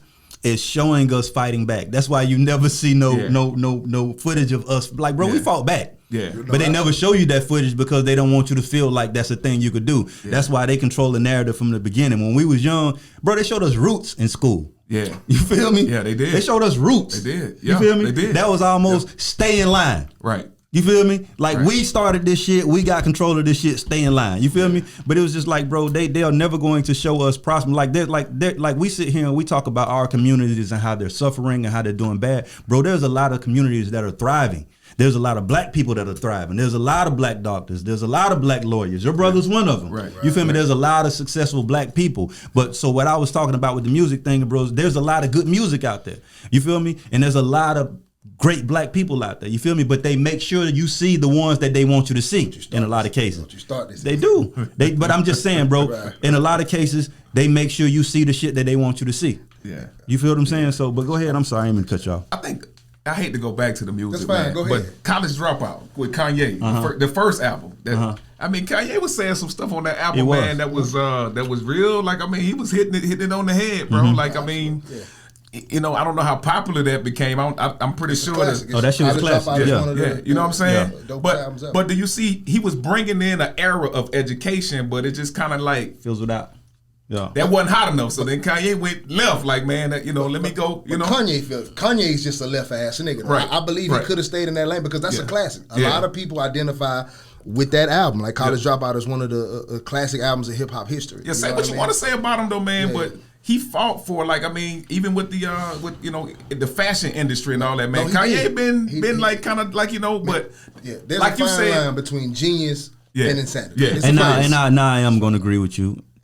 In parts on the music thing, because now that I think about it, right, we do control the narrative a lot in that, because just like you said, he could have made another one of those and he could have made another one of those. You feel what I'm saying? But the thing is, once certain people aren't backing it and aren't pushing money behind it, it's almost like this goes back to sacrifice. We're not willing to sacrifice the loss of revenue to keep doing what we're doing. Right. So we switch up and do whatever the hell that they're going to put their money behind. Right. So in a sense, like you said, it is on us, because the accountability of doing the things that you know are right versus doing what you're going to get paid for. Yeah. You feel what I'm saying? Because in any situation, bro, as a Black man, if you're doing the right thing, you're going to lose something. You're going to lose a lot. That's a fact. In most cases. If you're doing the right thing, you're going to lose a lot. And if you got a bunch of white people behind you, chances are you're doing some fuck shit. You feel what I'm saying? Real talk. Yeah, so so you're right. It is accountability, but we have to get to a place, and that's what I pride myself on, bro, is that I can't be bought. That's why nobody better not ever put me in a position of power, because I can't be bought. Yeah. My morals stand above everything. Right. I don't give a damn how much money you got, because I don't value that. You know what I'm saying? Right. And I thank God that I've had enough of it to know that it doesn't change anything. Right. You know what I'm saying? It changes your car. It might change your house, but none of that is important to me. Right. You feel what I'm saying? So that's what I pride myself on, is not being bought. And they make sure that people like me are never in a position of leadership. Right. You feel me? We need people that we can buy. That's why I'll never get in a certain space, because I can't be bought. And rappers got to do a better job at speaking about regular life. Like, bro, you're not rapping 24/7. You understand what I'm saying? Right. Once you reach a certain level of success, bro, you have to show the people the other side of that, bro. Right. When you live long enough, you can't crash out, because there's some things in life that you realize that are so much more important, whether it's family, children. Once you experience those things, like rappers get on, they send their kids to private school. 100%. Right, them kids ain't thugging and living in the, you see what I'm saying? Right. So you have to explain to people there is another side to this. You have to give them something to, to strive for. But what happens is you get caught up in that image. Right. So you got to be a gangster 24/7. And you can't show your soft sides, and when you cuddle up with your girl in your loft in your mansion, they don't get to see that. Right. And that's my problem with music, bro. I have no problem with real music. Violence is a real thing in our community. Violent, like all of the drugs are a real thing. All of these things are real, bro. My issue is the glorification of it. Right. Because in no fashion, at no point in time can somebody nobody can glorify it. You feel what I'm saying?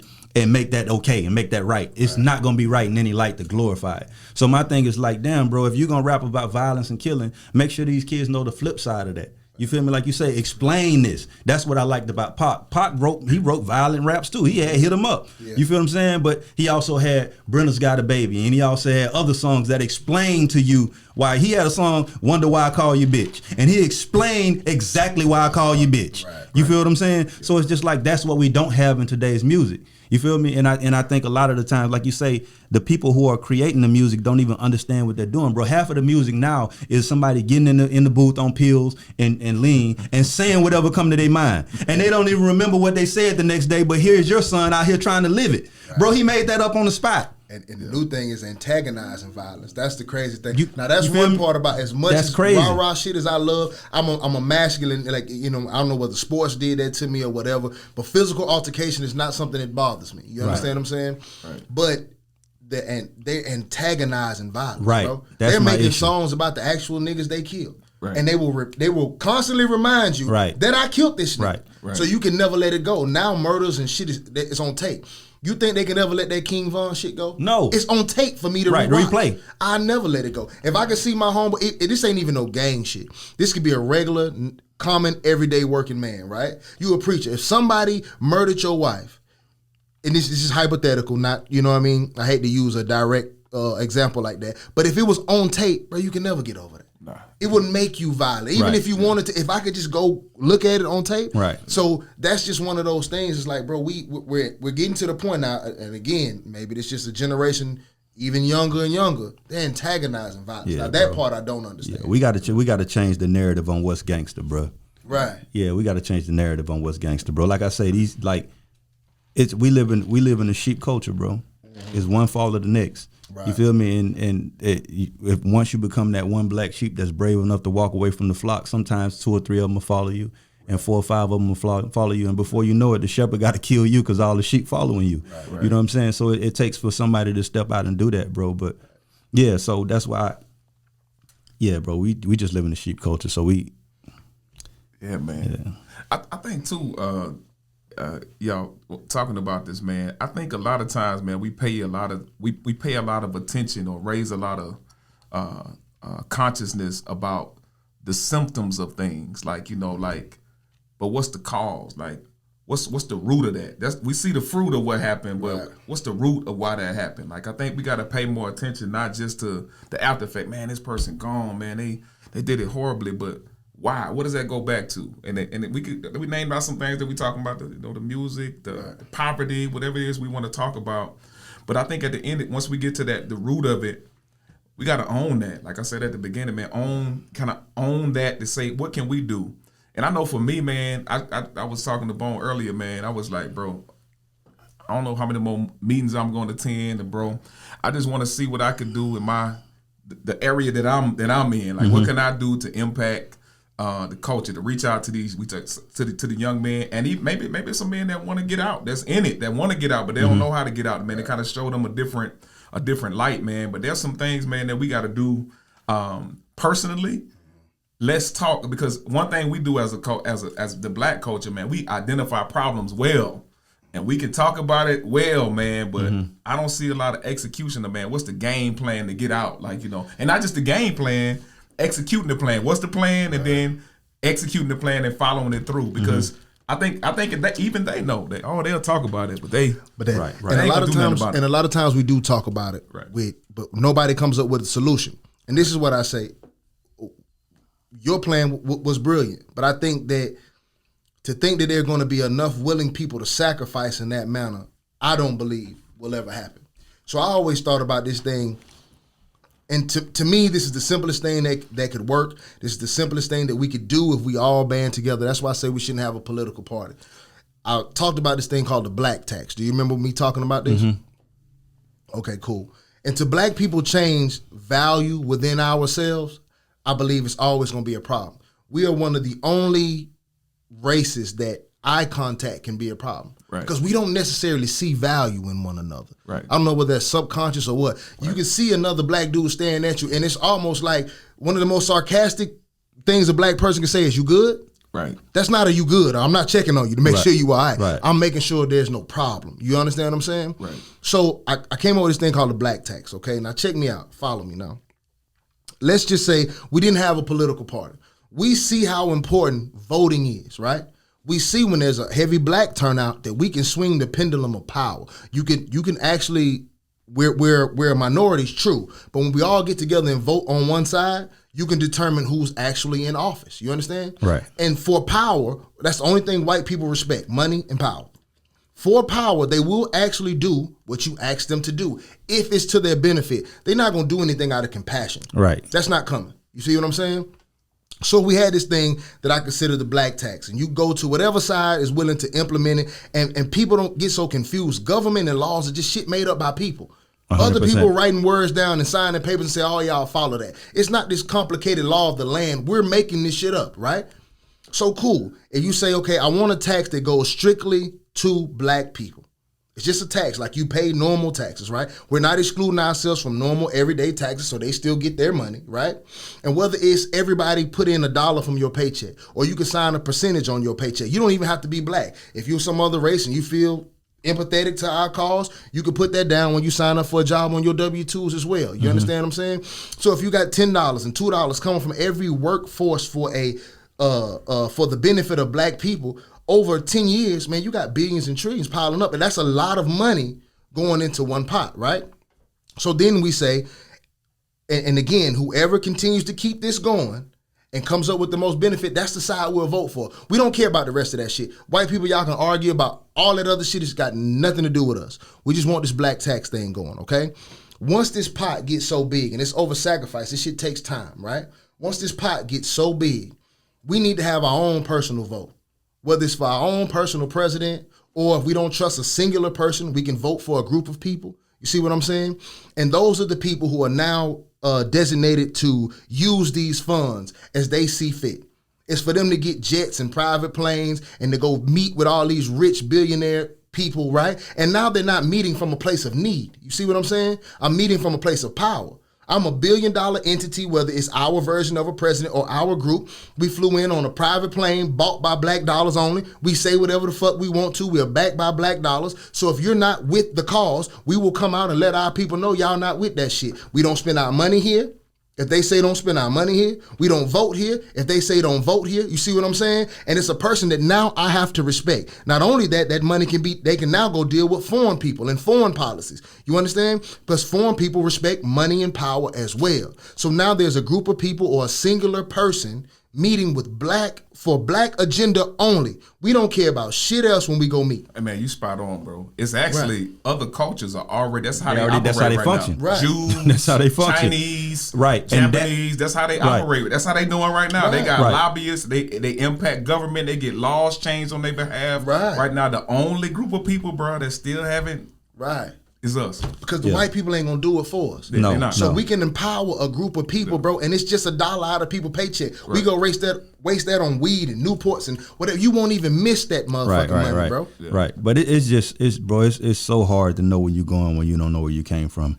And all of those other groups that you name know exactly where they came from, and they know their history and they know their roots, bro. We're lost people. Right, but we can follow the footsteps. Just follow the blueprint. It's already we can. But like we said earlier, that takes sacrifice, and how many people are willing to sacrifice. There's a lot of things you got to stop buying. There's a lot of things you got to stop doing. There's a lot of people you got to stop listening to. You feel me? There's a lot of moves you got to stop making. Right. Are we willing to stop making those moves? And it's crazy because a clothing company can outright disrespect us, and a week later we back in it. Right. So it's like, bro, we have to have some sort of, all it takes is discipline. That's the only sacrifice. But I think people will be willing to do this. So that means even if we're disagreeing and we live in two different ways, I think a thug will still do this. Right, 100%. I think a basketball player, athlete will do this. I think everybody. So whether we personally agreeing or disagreeing, we'll still donate this money.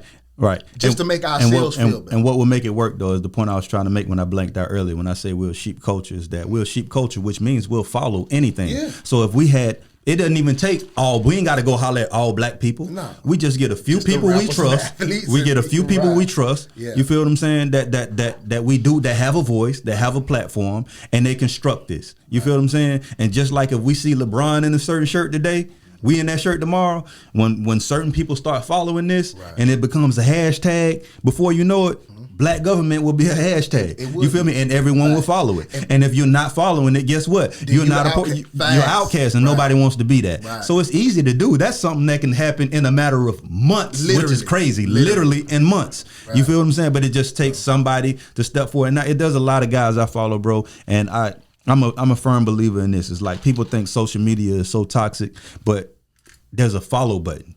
You feel me? Yeah. There's a follow button. So all of the things that are toxic on your social media are things you chose. You feel me? But there's a lot of positive things on social media that you can follow, and social media can be lucrative for you. But there's a lot of dope guys I follow. I'm gonna shout out to BWO. You feel me? Shout out to Derek Grace. He's another dude I follow. But these are guys who create individual power structures that become group power structures. Right. You feel me? It's like I stand out on my own, just like me and you come in here and we decide we're going to do this. We don't give a damn what nobody else doing. This is what we doing. Right. And when people start seeing it work, guess what? Hey, bro, how can I be down with that? These are the rules to be around us, bro. Yeah. You feel me? Boom. All right, now you're a part of it, and everybody's here. It's a cult following thing. Everything that exists is started with cult following. Even government. Yeah. You feel what I'm saying? So it is a cult. It is a cult. Yeah. You feel me? So it's just like creating your own cult. So it's just like when you got guys like that creating things like that, and then they start to make it look cool. You know, we put sauce on everything. Of course, you feel me? So it's like he already these dudes, the BWO and the Derek Graces, they make it look cool on top of that, right. And it's powerful, bro. Yeah. And it's things that are like slowly gathering followers, and the more followers you gather, the more powerful your entity becomes. Right. And before you know it, we go from trying to tear it down to having to respect it and answer to it, or we need you as an ally because now we can't. It's too big to tear down. Right. So come over here and work with us. And I think people don't realize how big this could go. I fantasized about this so far out. Like you don't understand how far. It's literally their system. It'll change so much shit that we complain about. Maybe not in our lifetime, but if this was implemented today, 25, 30 years from now, bro, you have your own police force. Oh, 100%. You understand what I'm saying? 100%. So now when there's your own power. So now whenever there's an altercation pull up, they police gonna pull up, and so will you. Always out. Yeah, right. Yeah, right. So it'll change everything when you have these athletes from these small towns or whatever city they from, and they about to get $100 million shoe deal, right? And you got your black government advocates sitting with them. Okay, cool. You gonna sign them for $100 million, right? Which is chump change to Nike, right? Right. But what you gonna do for that little community they in? Yeah. Can you donate $5 million a year to a school in that community in Arkansas or whatever? Oh, we ain't signing to you. Oh, we not signing to you. Yeah. This shit could, bro, it'll change the value, and then all of a sudden you'll just slowly seeing things change because the black value will have changed. And it'll be less people rapping about this and that. And I was boy, you took the words out of my mouth. I was gonna say, and with that, culture changes. And when culture changes, the actions of everything changes. Then it's no longer cool to run out and shoot some shit up. It's no like, so that's all it is, bro. It's just change like the cool, bro. You change the cool, and you change the cool, and that's why I say, bro, When they give your ass life in black court, you ain't got nobody to blame. Right. Saying the white man did it to you. Black court gave your ass life. And we gonna give you life quicker than them because we ain't got no room to play. Up the community. Yeah, we ain't got no room to play, and that's something that we have to establish, bro. Is that that's my issue with the church community, right? Yeah, is that they don't come across with a we don't play attitude. Right. You feel me? If you want to change the structure of something, bro, that we can't tolerate. You feel me? Most of us who came from a household that had rules that were established. You feel me? And there were consequences for breaking those rules. Right. You kind of you worked a little better. You grew up a little better. You feel me? So it's just like, bro, we have to have a we don't tolerate this shit attitude about things. Like, we gonna punish you way worse than they will because this shit is way, like, us being together is more important. Right. And you like, we can't have you be a disruptor, bro. Now you can put that on the government, but the church, especially Christianity, is based on forgiveness. So it's hard to have that mentality when your whole basis for your religion. Bro, look up the history of Christianity, bro. It was ruthless now. I just said religious was. Yeah, but it was ruthless. But yeah, it was ruthless. It's changed now. Right. Then that's usually in the black church, bro. White churches don't function so much like ours. You feel me? It's like, bro, it's a lot of boy rape going on in the Catholic church. Yeah, but you feel me? But so my point is this though. Like, there's like, the Bible is a big book, bro. Yeah. And it can easily be manipulated to you feel me? So it's like people take certain parts of it and adopt certain parts of it, and black churches adopt certain parts of it that white churches don't, bro. But like I say, bro, like it like that there's place for punishment in Christianity too. You feel me? And there's a place for intolerance too. You feel me? So and then on top of that, it's just go ahead, I'll let you go ahead. Nah, I was saying in general, man, just kind of stepping back a little bit.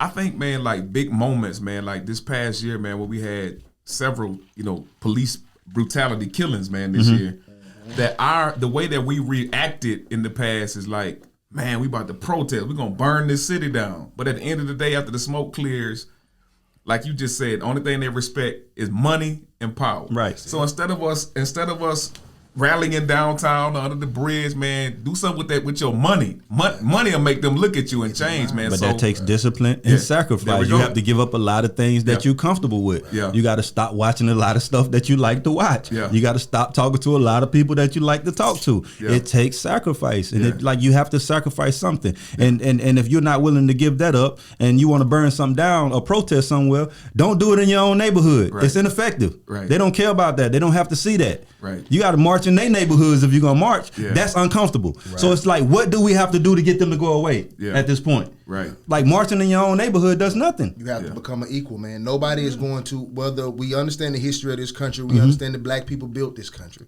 but they don't feel that way. And perception is reality. Yeah. You can't go explain to them that. Right. They're not going to give you shit. This is their land and their mind. So unless you can meet them from a place of power and negotiation where it's beneficial, you'll never be able to do business with them. Right. Yeah. You understand what I'm saying? Right. At the end of the day, shit, some Mexicans built my house, but they don't own it. Right. I live in it. It's mine. So it don't matter who built it, who you built it for. He can't knock on your door like, say, Holmes, can I get a room? No, like, this is mine. Yeah, man. Exactly. That's mine, bro. And it's just like, once something is established yours, you're gonna do whatever to protect it. It don't matter who built it, who you built it for. Yeah, exactly. You feel me? You built it for me.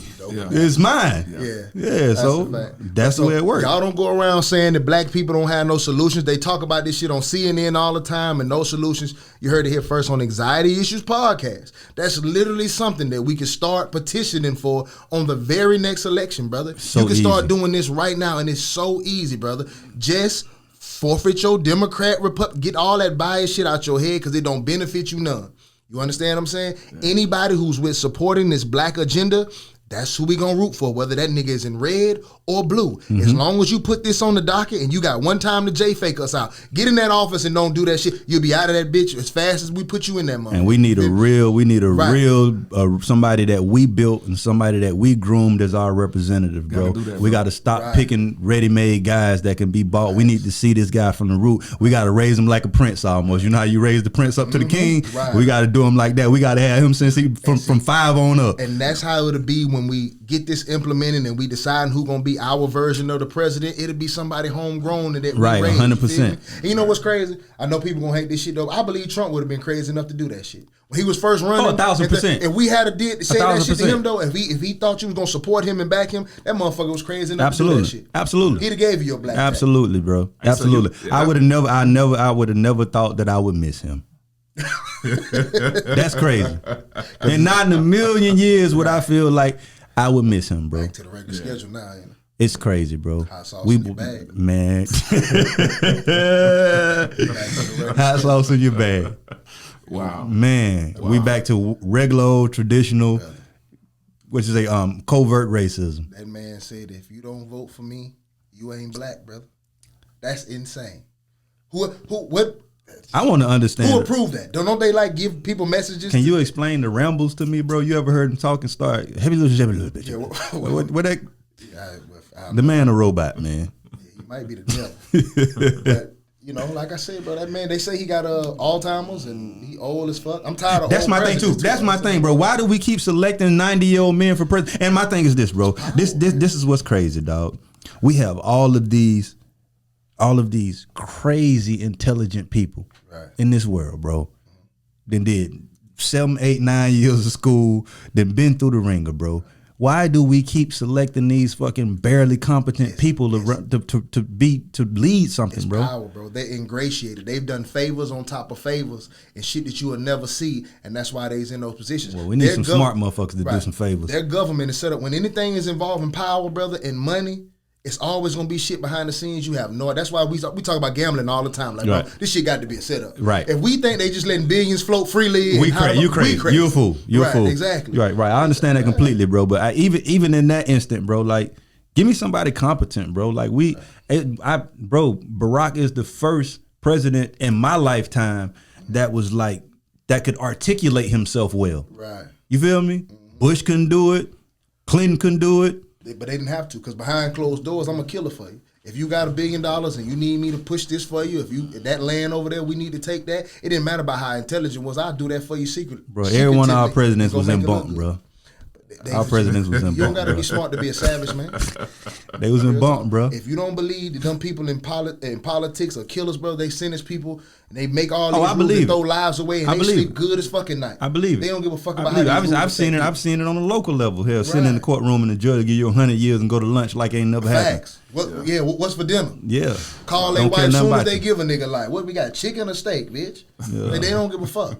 Yeah, bro. So anyway, like I said, y'all love to make a lot of shit go viral. Y'all fucking, what they call it, screen record that shit and make that go viral. If you care about black causes and shit like that. Because I ain't heard nobody else come up with no motherfucking ideas. Right, nah, that's dope. Right. And that's if you something want to piggyback off of it, sure. I ain't the smartest motherfucker in the room. Take that idea and grow on it. It don't bother me. Yeah, that's definitely something to build off of. And I think that's a solution that'll trickle down and change everything. That's what we need, solutions. That's why I say community versus culture. And that's a culture shifting idea. It's not a community shifting idea. Community things, it's like culture is up here, community is down here. And when you rain from community, it only rains on this spot. And all of this is still affecting everything. You feel me? So it's just like you got to rain from culture. You look at all them taxes come out your fucking check anyway, and don't none of that shit go to you, your agenda, or your people. You know, so take a couple more dollars. What's good about what you said? Because you kind of stirred me with the tax, man. Derek Grace? Mm-hmm. His movement, man, is so powerful, man, because he's able to show you principles that he's practiced and it produced results. Mm-hmm. And so I think, with the grand scheme of things, if we were able to do that tax nationally, man, it'll be great. Right. Yeah. But what does that look like locally? It works that way too. You know what I'm saying? Right. But I mean, even if the government doesn't adopt it, could 30 black men and black families adopt this concept? Absolutely. And say, you know what? We about to start developing the next politician. You know what I mean? That's a good space to test it. And then so now when you marketing that, you like, look, man, look how we changed the city, man. We didn't got this politician in that we developed. Right. We got this, this A, B, and C. Then it becomes a state thing. Exactly. Then it becomes a country thing. So exactly. if you're saying we take it on a local level and invest behind a politician that we agree that's homegrown and let him run for whether it's council or mayor or whatever. Tell him what we need. Right. Yeah. Tell him what we need. And then once he takes it to them, you feel me? And he, because the thing how it's working around here anyway is that these white people adopt the person that the black people are behind the most. You feel me? Or they think they do. Yeah, right. So it's just like when we put our guy up, it's just like he has the power of all of our vote. Sure. But it might be a little difficult for us to do that because in the national situation, we're manipulating a white man to do so. You see what I'm saying? Right. So if we take somebody from here, it would have to be initially a white man. And I'll tell you why. We live in a community that's 70% white. Pensacola is almost 70% white. So even if we all got behind a black candidate, he still would probably lose in the situation. But that's why it starts on the. We would have to take a white candidate and say we're going to endorse you if you're behind our agenda, and then go from there. Do you get what I'm? Right. Kind of get what I'm saying? Right. Because even if we put the money behind him, it still takes the vote to put him in office. Right. You see what I'm saying? That's why I say on a national level, we've all seen our power when we vote. Like we got Obama in that motherfucker. 90% of black people voted one way, and voila. Right. But I think if you look at it on the grand scheme, though, the amount of power we have locally is equivalent to the same amount of power we have nationally. You feel me? Like it's like a percentage. Percentage. You don't think so? No. Only because even when you vote, like I said, we're the minority, right? Right. So it helps that white people are split down the middle, half Republican, half Democrat, right? So whatever side that we choose to join is the powerful side. Right. That makes sense right. so far? That's the same here, though. That's what I'm saying. It's still the same on a local scale, too. Exactly. That's why I'm saying he would have to be white initially. Because if it's a black candidate, we would need the support of a bunch of other white people to get him in there. Right. Just voting numbers-wise. I'm just talking about numbers-wise. You see what I'm saying? Right. So that's why if you did it politically, we could say whether Democrats in office or a Republican president who's ever going to implement this black tax as a national assignment, you see what I'm saying? Right. We'll swing the pendulum your way. We'll join this group of white people. Right. But I think the initial building would start on like a city councilman type level and kind of build up from there. Which I agree locally it would be dope, but just even if we all got behind a candidate, we would all our votes still wouldn't get somebody. It wouldn't, such correct, a small correct. group. I see what you're saying. I get you. I get you. Know what I mean? We would have to join. Like a white, because white people they're battling for power, even on a local level for mayors. Two white people battle, so we would have to go to that white man and be like, all right, I tell you what.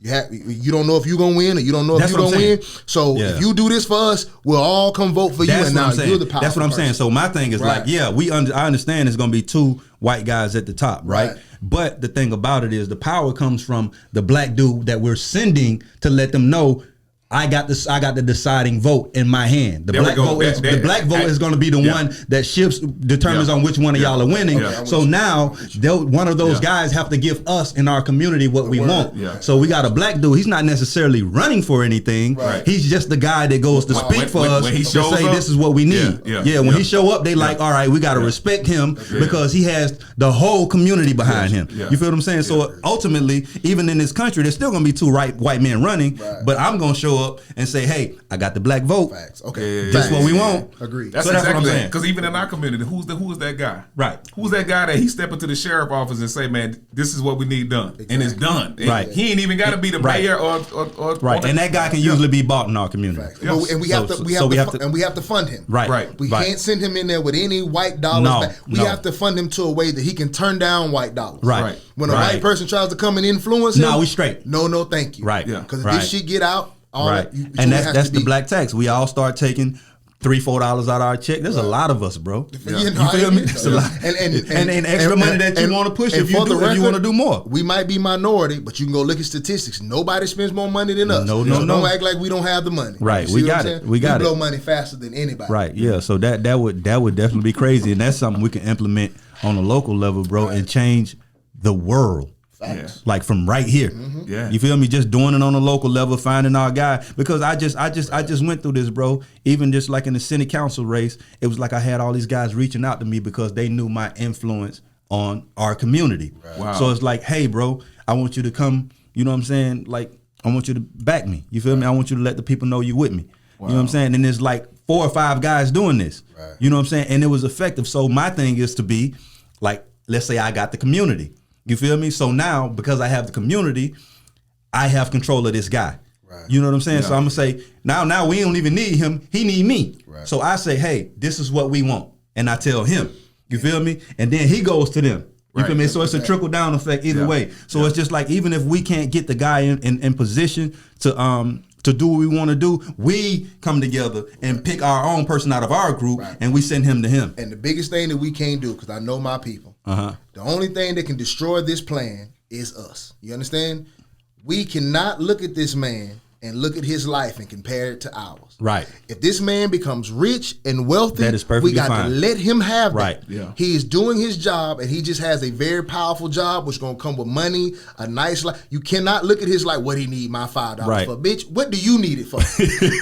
You ain't going to do Right. shit with this $5. Get Right. that man your fucking $5. And you got to understand, he Right. deserves Stop. that life because Thank of the you. risk that he's taking. Exactly. He's probably going to end up being somebody that they want to chop his head off. He's working for you full fucking time. So stop looking at what he driving and saying he don't need this and he got just we The can't. same thing they do to the pastor. Right, You can't exactly. have no money. You got to be poor. Man, talk Right. about But you're giving your life to these people 24/7. But you got to be poor. Fact. So that Even though they don't need helicopters. you said on the helicopters. I seen the pastor buy a helicopter and that threw me off. Even with the tax though, man, we talking about the politician, but what do we consume the most? Because you hit it on the head. We are the biggest consumers. Right. There's a local store locally, man. I'm watching, man. It used to be Chinese, but I'm noticing that our Arabian brothers are getting into the hair business in our city. Right. And they just bought this big.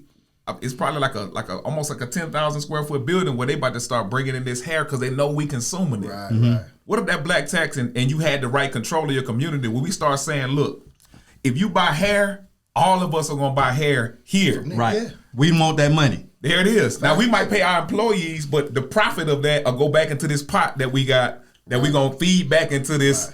You know, Y'all talking power now, boy. Come on, man. But You know what I'm listen, saying? Power now, And boy. honestly, we'll start owning those things. A lot of people don't know that. And those people get loans and grants, Right. interest-free grants to move over here and start businesses. We don't get any of that, and that's from foreign policy. and opportunity zones too. Right, At that. and that's from foreign policies. They have to come over there and cut deals with those people in China and all those other foreign countries. So a part of the agreement is when your people come over here and move to the land, you get free loans. They can also pass that loan down. Once it's a successful paid loan, you can also give that to a relative. Right. You understand what I'm saying? They get the same, and people don't understand it. That's why you see Arabs and Asian people owning these stores and restaurants. They move over here and get the loan, and then they turn it over and hand it, send it over there. That's why mom and dad got a store. Mom and daughter got a store. You see what I'm saying? Right. But that's all from policies and politics, where that shit will shift to us. Right. If we had that guy that can go.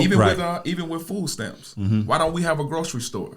Why don't we have a farm that's bringing that produce in where you come spend your food stamps at this grocery store, which is again is going back to the pot, you know, and we can have all the stuff you want. We got it. We got all the meat, all the cereal, all the milk, all that. Come buy it right here. And there's some white people that'll donate to you, man. Especially nowadays, there's enough white women fucking black men that they'll go on their jobs and put on, you know, I'm gonna donate my $5 too. Because Tyrone be killing that shit at night. She'll put her $10 down. And like I said, it ain't gonna be just you. I'm making light of it, but you understand, like this is a simple process. And it's so dope that you could do, bro. It's not hard. And it's so dope because at the end of the day, when you think about it, bro, we necessarily you don't have to own anything when you have all the buying power. Right. You feel me? Because you own the places you're buying. If I don't buy, you don't sell. Right. So we that's what I'm saying. If we come together, we don't even have to own anything. We just need to come together as a group and decide where we're going to spend our money. Yeah. Period. Like we better say this episode. They've been deleted this shit off YouTube magically. You go to New York, Chicago. Different sides of town, you can know that's Chinatown, Little Italy, and all that. Get me started, bro. Where's our side of town? Where do we own? They know they own the whole block. They own everything. on the block, we are the people that feed the machine. There we go, bro. We feed the machine. We the gas. Brother, you can't go nowhere without the gas, baby. I've heard of Chinatown, and I just thought it was a thing. Like, it's just no, it's real. I went. It's real, bro. My ex was living in California, so I went to Sacramento to see her. We drove to San Francisco. She was just showing me around San Francisco, so we went to Chinatown. I'm thinking it's a strip. My nigga, this shit blew my mind, bro. They have their own hospital. My nigga, they got hospital written in Chinese on that motherfucker. So people, bro, it looked like China. Yeah. They living on top of each other, like the houses were set up like China. Like this shit was blocks and blocks. They had their grocery stores set up like China, and the outdoor farm, what do you call it, like farmers markets and shit like that. I was like, bro, and it was so many Asian people, and I'm just like, bro, these niggas came over here and made own lane. Right. I was like, that shit blew my mind. So I had heard of Chinatown, right. but I'm thinking maybe that's just a little strip, a little amusement to kind of come see what China like. Yeah. No, brother. Them folks out there living their same life over here. And you know what that is? That's Power. culture. Yeah. You feel me? Yeah. And that's the only thing, like, bro, our culture is not rooted in doing anything together. They had a hospital. Yeah, that shit serious. blew my mind. Bro, Yeah, I seen everything the they herb need. shop, bat wings, all kind of crazy Yeah, stuff. they bro, brought it here, they bro. make tea out of, bro. I'm just They like, serious, man, bro. it's crazy, bro. They serious, bro. And we like I say, bro, we have identity issues, bro. You wonder why that Asian hate bill got signed so fast. Yeah. You ain't got no choice. Yeah, they got power. Yeah. They got power, bro. So, but that power comes from unity. Yeah. You don't see them disagreeing with each other and creating separation. That's a good question, bro. What did we bring here? Us? We the gas. You feel me? That's why I say we the gas, bro. We are the thing That's that fuels deep, the bro. machine. We Everybody been the builds gas, things. bro. Everybody builds things to service us. You feel me? You ain't lying, We bro. don't build anything to service anybody. First of all, we didn't come here, so we wouldn't bring Right, anything. right. We were brought here. Right. We were the commodity. That's why I say we the gas. Right. You feel me? We weren't brought here to do anything but consume. Right. Yeah. You feel me? We weren't brought here to build anything. Right. They do the building, we do the consuming. That's why our dollar goes so fucking fast. I was because thinking driving here, bro. What car brand do we own? we don't. We ain't going. But would you imagine that would be the baddest car ever, one- bro? which one if do we designed buy? it? Right. You feel me? But but those are from people who, and again, like when we see like Cadillac and we see all that kind of shit, man, that shit is history. Right. Go back down and look how long ago way they back. started. They started. That's why I say it's from the ground up. Right. So whatever plan that we have to change it, it's not going to be like, bow. No, change. it's not. Not going to happen. Yeah. It's not. It's something we can implement today, and 50, 100 years from now, brother, it'll change your entire fucking culture. The beautiful thing about these times though is that they started building in a time to where things weren't the way they are now. You feel me? Right. So it took them that long because the resources were different. Facts. You feel me? So as a people, bro, what took them 50 years might take us 5 or 10. Because we have the blueprint. We have the blueprint, right. and then we have more resources. Times have changed. You feel me? Because Kia evolved pretty quick, bro. Yeah, Y'all remember bro. we was in school, you can get 3 Kias for $7,000, bro? Right. You could. You They can had go buy trade. one, You can go get trade. one. You had your car Every towed and get a commercial. Kia. But they had buy one, get one free. Swear to God. Right. But everything starts like that, bro. Just like Vizio. When you used to go in the store and buy a Vizio TV, Right. it was $100. Now it's the most expensive TV in the store. Right. You feel me? It starts like that. Yeah. But all it takes, bro, one thing we don't believe in as black people is investment groups. There we go. Like you will have 5 players on the NBA in the NBA squad. They hang out together every day. All of them got $250 million contracts, and they all individually trying to start something. No, Well, y'all can come together. $100 million apiece. That's $500 million. That's $500 million. Yeah. That's generational wealth for all of your family. Right. You feel what I'm saying? So I sit with my homies all the time, and I'm like, bro. Like all these people get together, like you got the student group, like all these people get together and buy up everything in Pensacola. This is not one person. This is a group of people with $100,000 Right. each. You feel me? We finna go buy up all this. Like we have to start doing that type of thing, bro. Give me 5 bands. Right. I gambled that away. You give me 5, I give me 5. You structure something. Bro, And we have that I'm the man mentality. Right. It's hard to be the man in a group of people who. So we have that. But you know what tribal changes mentality. that? You know what changes that? Like I say, we control the cool too. Right. And it's on people who have influence. The problem isn't just everybody, because everybody don't count. It's the people who have influence. So if you're an influencer and I'm an influencer and he's an influencer, it's on us to not give a damn what the rest of them doing, because we know they watching us. We on TV. Right. So we take 5 and 10 a piece and we do it and we let them see it. Because we visual learners. Right, with There we visual go. learners. So once they see it, they like, damn, bro. They put that group together, bro. And even if they don't come with us, amongst themselves, they'll say, we gonna do what they did. Because they We'll do copy. it. It's a Once you see copycat. it, we'll It's a do it. copycat Yeah. thing. Yes, sir. You feel me? So before you know it, we got small investment groups all over Pensacola. It's just like the thing about like scamming has finally hit Pensacola. That was something that was like in Atlanta for forever, but it's finally hit Pensacola. But these dudes are sharing the sauce.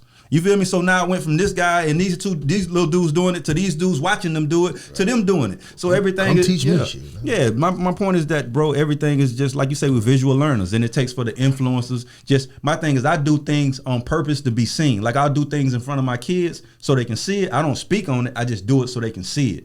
And once they see it and they see it work, they like, all right, bet. All right, I see how that go. You know what I'm saying? And all they got to do is the things that you told them line up with the things that you're doing. Right. That's our issue a lot of times. The things that we tell them don't line up with the things that we're doing, so they won't follow us. Yeah. Well, they ain't crazy. Yeah. I can't tell my son don't smoke if I'm firing up a blunt in front of him. Right.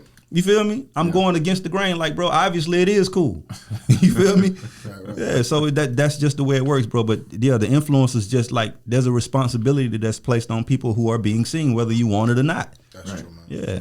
Like I said, the only people who can destroy that plan is us. Yeah, that is a dope plan though, bro. I like where we went with this, bro. We actually that's something that you are not going to hear anywhere else. No. That's a fact. And that's something that I really seriously think we can start on a local level, bro. Yeah. And it'll be serious because the thing about it, bro, is that we all grew up together from high school, bro. But whether we know it or not, bro, we have become some of the most influential people in Pensacola. Yeah.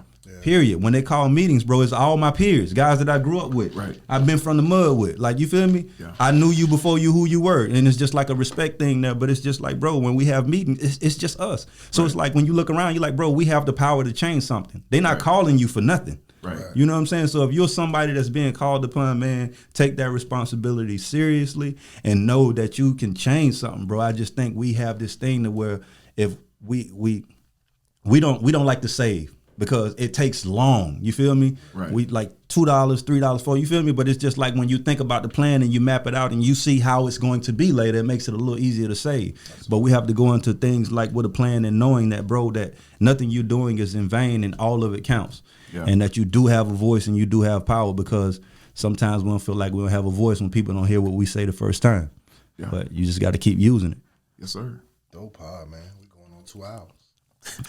It was worth it. Yeah, absolutely. You started out real rocky for my dog, man. I know my dog was over there shaking like, man, what is this man doing, man? I knew it though. He You kind know he's psycho though. Yeah, he gave me that. He gave me from the beginning, like, look, I'm feeling some kind of way. I was like, I told him before we started, he was like, man, I said, man, listen, man, I felt like I was gonna be able to protect. I feel like I did, and I feel like I did a good job of shielding you, man. These folk understand, man, that this man is a psycho, But bro. listen, one thing, you don't have to protect people from me, bro. This one thing about me. I think in a certain way, I'm called to preach. Follow me. What church, man? No church. Okay, there we go. But I always felt like, bro, there's a certain group of people that the church will never be able to reach. You understand what I'm saying? Only because people feel like it's too judgmental. I can't relate to that side. You understand what I'm saying? Right. Sure, I lead with a lot of jokes. Sure, I got crazy stories to say, and I'm always trying to make everything light. But if you listen to me, I'll say some shit too, though. You see what I'm saying? 100%. So the thing is, it's like I always try to have that approach so the common person will vibe with me. Right. You feel me? I don't like to come in and just hit people with heady stuff and stuff I've been thinking about, because people will be like, hey, that nigga always got some old rah-rah plan type shit. Right. Motherfucker ain't trying to hear that. Right. Sometimes niggas just want to hear a couple dick pussy stories. And then once I got you, all right, how about this black tax? Right. You see what I'm saying? So I kind of give them that But this the vibe. thing about it, though, bro, is that you have to understand, bro, with a lot of people, that they ain't gonna make it to that part of the movie if the movie don't start out how they want it to start out. That's why I started like that. I always started with some kind of, just something like, I always want to keep. Right, but if I'm Martha May in the church, I ain't making it to the black tax. You feel me? But I don't have to necessarily worry about her. And I understand that. But I'm saying, and then there's a certain group that you'll get to. Right, but I understand. You get what I'm saying? Right, but what I'm saying is that it works like this a lot of times, guilty by association. So let's say he's on our podcast and you start out like that. Right. He might lose Martha May. You feel me? It works like that sometimes. But anybody who willing, but I feel like anybody who willing to lose and jump off your ship, you should let them jump off your ship. That's cool. Number one is 100%. What we saying? Martha May. Right. She got somebody in her family right now still dope, but do something crazy. But and you love them to death, hug them at the cookout, and all that. And I understand that. Right, but that's why he's here anyway. Correct. Because he understands that. Right. You feel what I'm saying? Yeah, exactly. Yeah. But there will always be people, bro, that you can't please that are always gonna have something to say and feel some type of way about something because that's what they like to do. Because my mama told me, she's like, you got to pastor on today, make sure you behave yourself. I said, man, I don't give a fuck. No. Not no bad way. My mama just know I'm gonna be me. Love you too, mama. Thank you. My mama's a good Christian woman though. But the thing about it, I have those same. We have the same values. So a lot of people don't understand though. I don't even want to get into religion. That's a whole nother podcast. I would love to have you back on. Just on religion in itself. Yeah, him coming in here though, it'll open him up to the people that he really need to reach, because a lot of the time the people we're worried about aren't people he need to reach. Right. You feel me? So him coming in this space with us, like, exposes him to people that, like, because the thing about it, when a pastor approaches you and you know he finna preach, you go the other way. Exactly. You feel me? But if you disguise it in a different fashion, you yell fight first, and everybody come to see a fight, and they say, "Oh, it ain't no fight." Since you're here, let me give you a little something. I never understood the process of always preaching to save people. They saved. Your job is to bring in the unsafe. Right, absolutely. And you can't come talking to them in a way they don't understand, especially as the generations begin to change. Right, they're definitely different. Exactly. Yeah. You know, like you talk about, I know we probably gonna get into it or not get into it, but Jesus, Yeshua, when he was always controversial. A lot of people don't really like to talk about it. Right. Like he was always dealing with the person that people told him not to deal with. Right. He was in the trenches, like always. Absolutely. He never was in the building. He was always, hey, they like, look, that's a Samaritan one. We don't really do them over there. That's where he went. Wherever he said that he shouldn't go, that's where he went. Like, you know what I'm saying? So for me, it's easy, bro. Like for some people that's that's really religious or whatever. Right. I'm looking at the model. Like you got to get into them uncomfortable spaces, man. And look at the disciples, bro. When you really look at it, man, they came from different walks of life. Fisherman, lawyer, this and that. Yeah. Peter. I would have been one of them. Bro, I would have been if I was back then. He'd have been me. Bro, Peter was a thug, and you could tell, man, when they got ready to arrest him to crucify, man, Peter cut the dude ear off, man. Right. Like he had some all kind of personalities around him, man. So and that's necessary. God would have totally picked me to be a disciple. Yeah. I'd have been the shit crazy disciple. Like when shit God be like, God, this shit crazy. Yeah. Nah, but what you're saying though, every voice, Bone, you, what I do. It's everybody's gonna hear it, and hopefully they hear the message. However you gonna hear it, because some people just they gonna hear the service. They ain't gonna hear me. They gonna hear you. They gonna hear Bone. Like just get the message, man. However you get it, bro. And that's why I'm not uncomfortable. And your occupation, bro, and your occupation, and you bet that like you're changing the cool, bro. Yeah, you feel me? Like that need to be a T-shirt too. Change the cool, bro. Yeah, we said that today. Yeah, just bro, you changing the cool. Like bro, like the points you get for coming in a space like this, bro, where most people would be intimidated or scared to come in. Yeah, it's like, bro, you in the trap. Yeah. You feel me? Like bro, you feel me? You stamp. And if we ever go to war with any of this stuff we talking about, not literally war, but if we ever go to war and stand up as black people, bro, we gonna need all of us. 100%. Yeah, all of us. Right, we gonna need all of us. We gotta stand shoulder to shoulder. Exactly. The tattoos, the church, we gonna need all of us. Right. You feel me? Right. Yeah. Because divided we can do nothing. Exactly. To get the black tax, you gonna need the athletes, the rappers, the actors. You gonna need everybody to come together and say this is what this is. It changes the cool. As you say, you need. And usually a guy like you would be the leader of that, and you're gonna need those people to trust you, and those people can't trust you if you won't come into spaces where they are, bro. Yeah, that's real talk. So that's tough. You can't relate. You can't feel me. Yeah, man, but we definitely, bro, greatly appreciate you coming on. I'm glad I came. Bro, you one of the people though that when we started this podcast, I was like, how can I get my dog to agree to come on here? Right. And I asked him today, and he said, no problem. Like, it wasn't there was no precautions or anything, or we can't do this or we can't do that. Like, I cleared a lot of things out of it just because out of respect. My thing is, like, I want you to be you 100%. I'm going to be me 100%. But there are lines and there are respect factors that I can control. You feel what I'm saying? Absolutely. I can control the environment. I'm not going to be in here doing certain stuff just out of respect. Like, I still don't even curse around grown folks. I'm 38. Right. You feel what I'm saying? It's like I can, but I don't. You feel what I'm saying? Because some things are excessive and unnecessary, but what is always necessary is for you to be exactly who you are, regardless of who's across the other side of this table. That's necessary. And it's the same thing over here. But definitely appreciate you coming on, bro. I think we got some good stuff in this longest podcast we ever did, 1 hour and 57 minutes. But it was super necessary. I wish we had another hour. Yeah. But we'll do it again, man. And I really want to get some younger cats on here, because we always have conversations like this. I feel like you and I are still young enough to be connected and rooted with the people and represent both sides, because we're one of the few age groups that have lived in both generations. You feel me? The before internet and now internet generation. So you can kind of understand both. But I definitely want to get some of these younger kids in here who were born and bred in this generation, and let them speak their mind on like what they go through and how they feel, and let their voice be heard too, because like you say, we can't silence anybody. We need all of us, and it's going to be important to hear their side of it, because they got nicks, and we gotta as OGs, we gotta groom them better, and we have to, and in order to do that, we gotta let them in, and we gotta let them be themselves, bro, and we gotta accept that, and we gotta low key slowly fill them up with the things we want to fill them up with, because they are our leaders. They are next. They're going to be leading the next generation. And if we don't fix them, the next generation is broken. Bro, you said something real key, man. I know we might be edging out, bro, but I was thinking the same thing, man, that we the now, but we fading out. Mm-hmm. But it's one thing, man, he won't be so intimidated about taking what I got now if he know that he next. Right. Like, I'm doing this now so you can be next. Right. You are next. I'm doing this for you. I'm certifying this. I'm paving the way. We the now, but you the next. And I'm telling you, I'm about to hand this baton to you, but Right. we paving the way, man. Wholeheartedly agree. Yeah. Right. So that's definitely gonna be important, man. Is that we do more of that, more grooming of the next up, bro, because they got the next up. Yeah. And whether we like it or not, they next. Yeah. And that's one thing about when you watch these old football players like Deion Sanders in interviews and stuff, it's like they want to still have it so bad. Right. Yeah. But that's You feel me? And it's like that mentality, but you must understand that it's not your time. Give it up. Your time has passed. That's where the separation in generations always come in. And I've said this at previous podcasts. That's the difference between white mafia and white gangsters and white whatever. They groom them to be next. Right? Yeah. So, like, that's why it's always this community type vibe. They got this stick together. They groom the next person in power. We just free falling. We try to hold on to it forever. Then next thing you know, the next generation, like, get your old ass out. And what they don't do is try to hold on to their position for too long. I think that's what happens to us. We 35 and 40 years old, still in the club with these kids. Like, your time has passed. It's been time for you to hand the baton off. You can't hand the baton off late. Yeah. You got to hand it off when it's time to hand it off. Timely. You feel me? And we want to hold on to our power too long sometimes. And we want to hold on to our era too long sometimes. We have to embrace that their era is different, that it doesn't look like ours, just like ours doesn't look like our parents. And we have to be willing to hand the baton off, knowing that it's not how we have it, but we can have an influence on it.